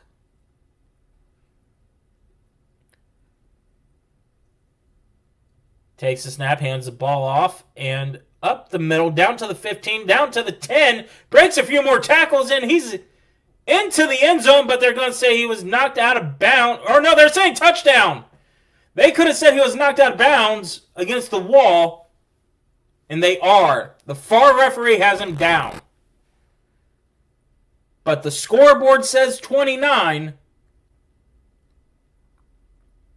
So we'll see the replay again. This is King just breaking arm tacklers at the 15, dragging Pierce at the 10, and then almost gets hit against the wall. The near side referee said he was in place still for the touchdown. That is how we get the touchdown here. And again, no challenge by Tulsa. The kick is up and good. And now it is 30-7. A huge quick score by Fishers. And it's 30-7. 23-point lead. But once again, you cannot count Tulsa out. There's too much time left to go. And again, since you can get 2 points off of a deuce, and you can do 2-point conversions, in one possession you can have 10 points. So,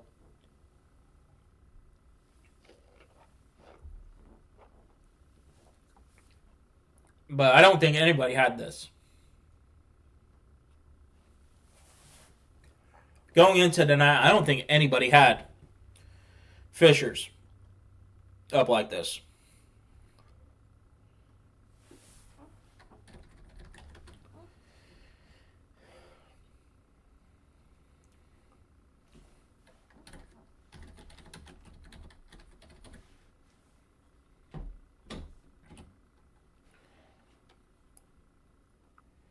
a huge lead for Fishers here in the fourth quarter.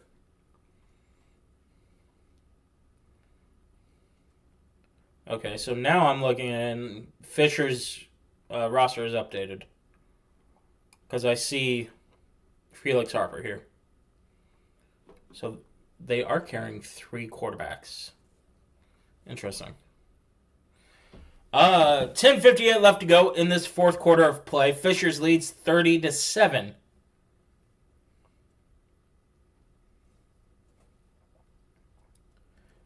Again, if you're Tulsa, you just got to, take it one play at a time. Can't get too low on yourself. You're in this position in week 3, to be honest. Sutherland's kick is away, and it is no good, so it's going to head to the 20-yard line.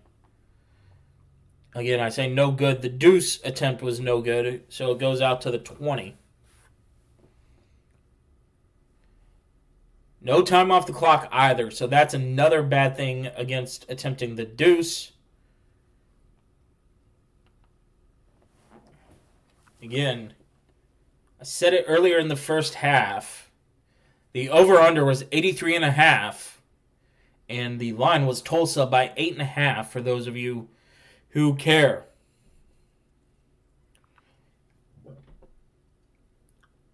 Now Muhammad Rogers is the quarterback once again.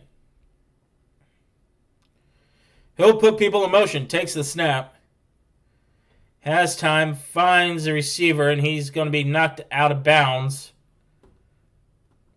along the barricades. Now is Max Novak, who made the reception. Muhammad Rogers had to wait until the referee got out of the way. Will take the snap, throws it, and it is caught and knocked down. Looked like Rowe forgot that we're in professional and not college football. Nice catch once again for Blackman. And Muhammad Rogers has this Tulsa team whirling. Muhammad Rogers out of shotgun. Put 2 receivers in motion, takes the snap. Has time, and now he'll go down. Line broke down quickly, and that was Long, number 98, with the sack. I think I said that there was a 98 earlier in the game. Well, now we got a good look at it, and it was Long with the sack here. Let's see if he is on the roster as I look at it. I believe he is, yes. Or Akeem Smith. Akeem Smith and Alex Long. Or Darius Long, excuse me. Has time, and he's sacked again. Oh, boy, it's going to be 3rd and forever. That time, it was Oakley who got to the quarterback. And now it's 3rd and 19. Ball on the 19 when it was 1st and goal a couple plays ago. Back-to-back sacks for the Oilers and Muhammad Rogers. Rogers, 13 on the play clock, will now set his men in motion. Takes the snap. Has time. Loses the time. Throws it away. Incomplete.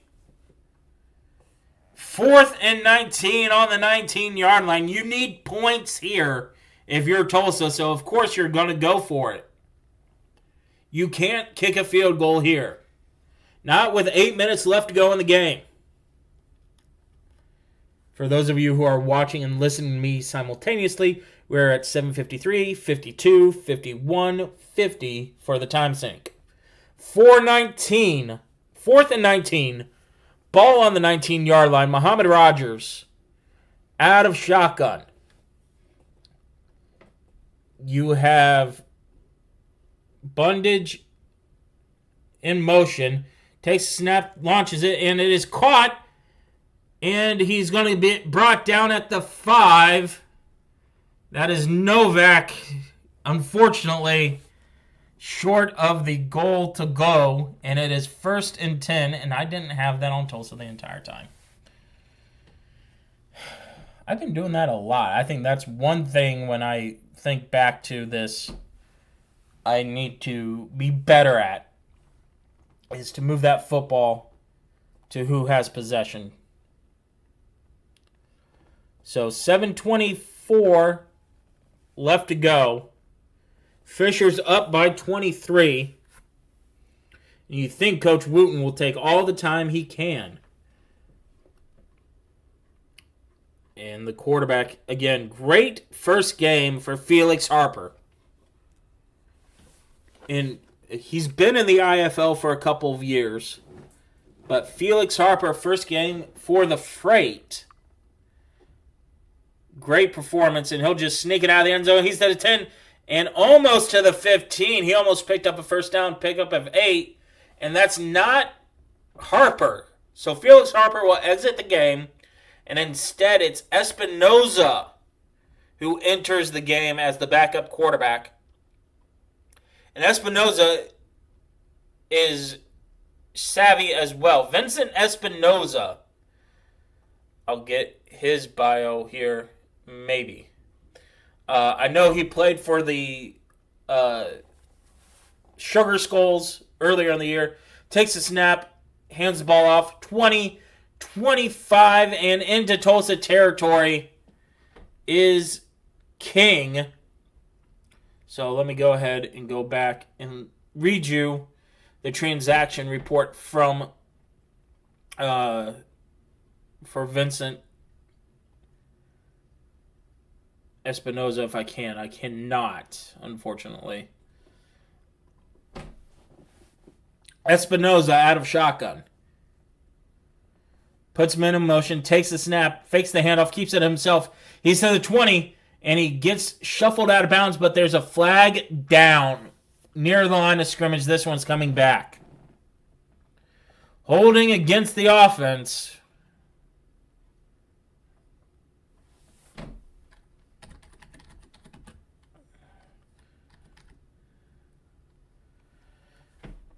So, erase that huge gain for Vincent Espinoza.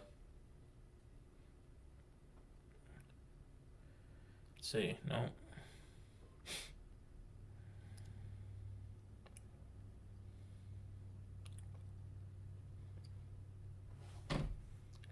Espinoza out of shotgun.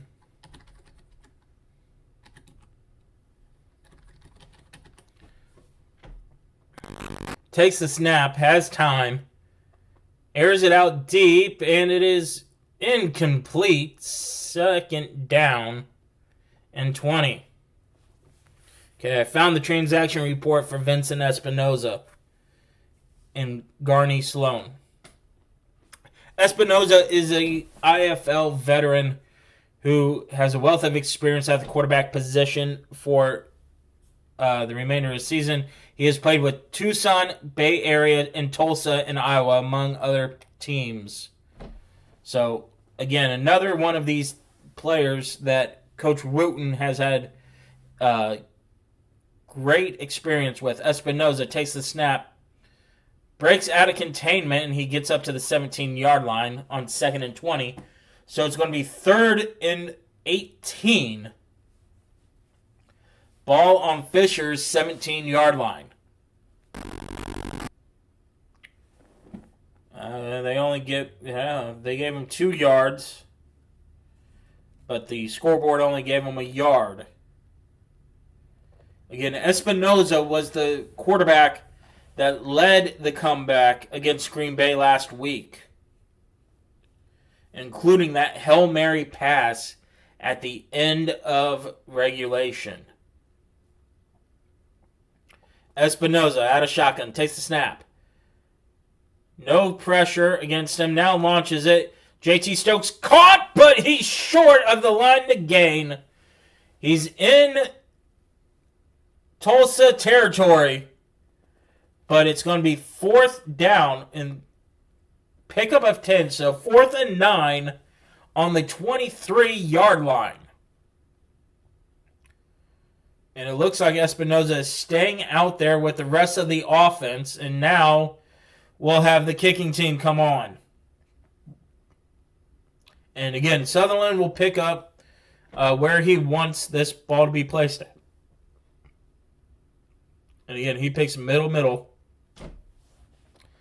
Ball's going to be placed at the 20. So this is a 38-yard field goal attempt. Sutherland is 0 for 2 on the day on field goal attempts. Snap down. Kick is up, and it looks good. It is good. So, a huge leg for him, and Fishers adds 3 more to their score. 33-7.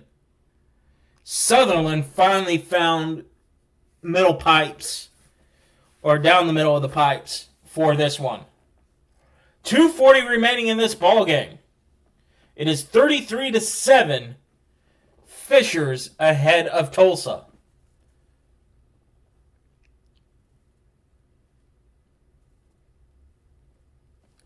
And again, a huge game for the Freight. Back-to-back weeks, they have shocked a team that has been in playoff picture. First, they did it against Green Bay, and now they're doing it against Tulsa. Like I've been telling people all year, this team is not a bad football team. And they got 2 more home games at the Fishers Event Center. July 19th against the San Diego Strike Force, and July 25th against the Iowa Barnstormers. Sutherland will kick it off again. Will he try the deuce and make this a 28-point game? He's been going for it all night. He's gotten 1. Why not? Why not get another one here?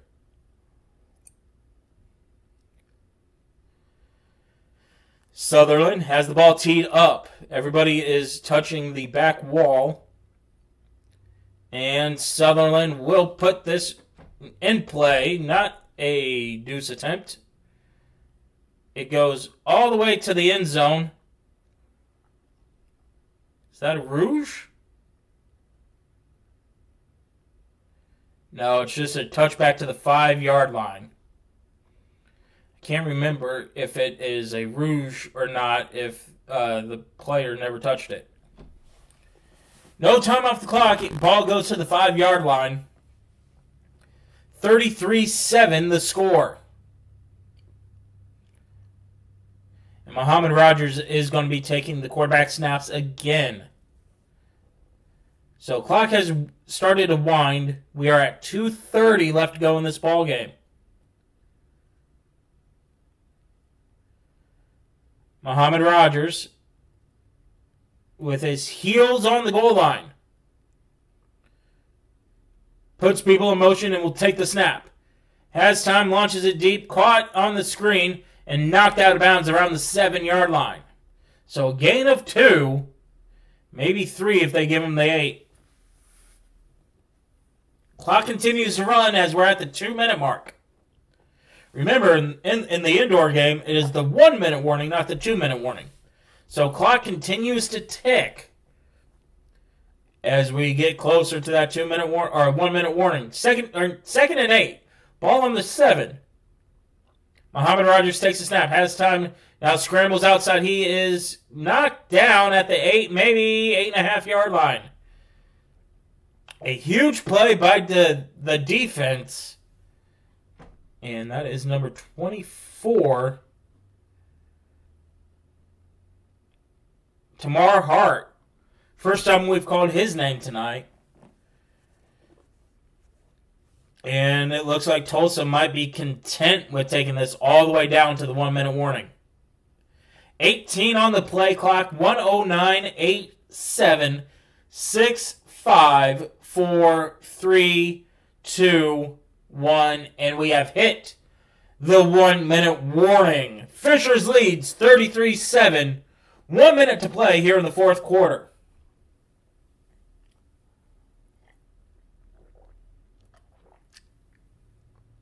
A huge game for Fishers.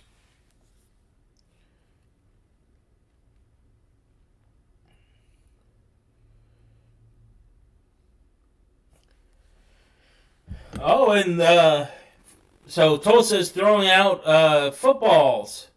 And it is like the footballs that we see here that they are tossing out. That's cool. That's a nice way. They're also throwing out T-shirts, too. 3rd and 7, excuse me. We're at the 1 minute warning. Again, scoring in the second half has been all Fishers. Fishers won the initial meeting between these two teams. Let me get that score back up. 40-29. They're winning this one 33-7. Tulsa looked good, and then the wheels just fell off for them. And again, Tulsa in the second half actually outscored Fishers in the opening game by 8 points. They scored 15-7 in the final quarter after both teams only scored once in the third quarter of the first meeting between these two teams on April 4th. Back to play here. Muhammad Rogers puts people in motion, will take the snap. Looking to throw, has time, airs it out deep. Intercepted! Fishers is going to win this game. Fishers is going to win this game. Now, the rule for the IFL, and it's... Hold on, before I go into the rule for the IFL, I need to see who they say this was caught by.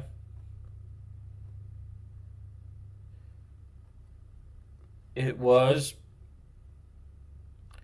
Aaron Jackson. Once again, huge for Fishers. I think that's his 3rd interception on the day.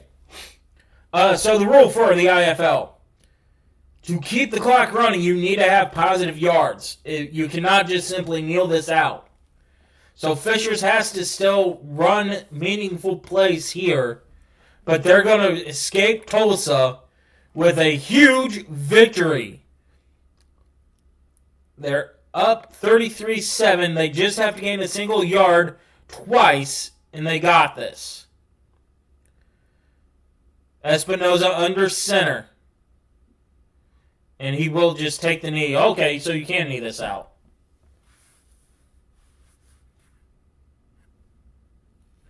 They got to do one more time, and that's going to be the end of this ball game.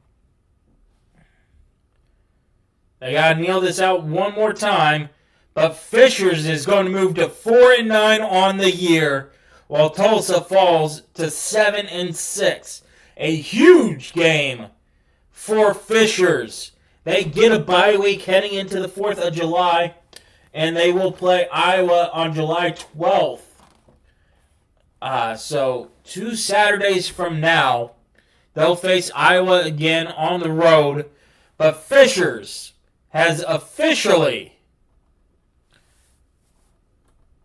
won this game.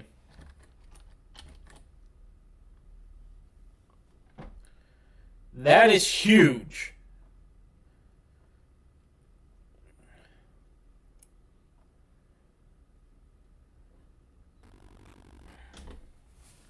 That is huge for the league standings and all that stuff. Final thoughts, or I'll look to see some of these other scores around the league before we end out here. Starting with Massachusetts in Quad City. Quad City's up 42-23 with 11.5 left to go in that one. Jacksonville, Iowa. That game was close last time we checked in at the half. 6 minutes left to go now, and Jacksonville is up by 20 at 52-32. And like I said, they have our game next, which that game just went final. Bay Area, Northern Arizona, that might be halftime now. or third quarter, having jumped back a little bit.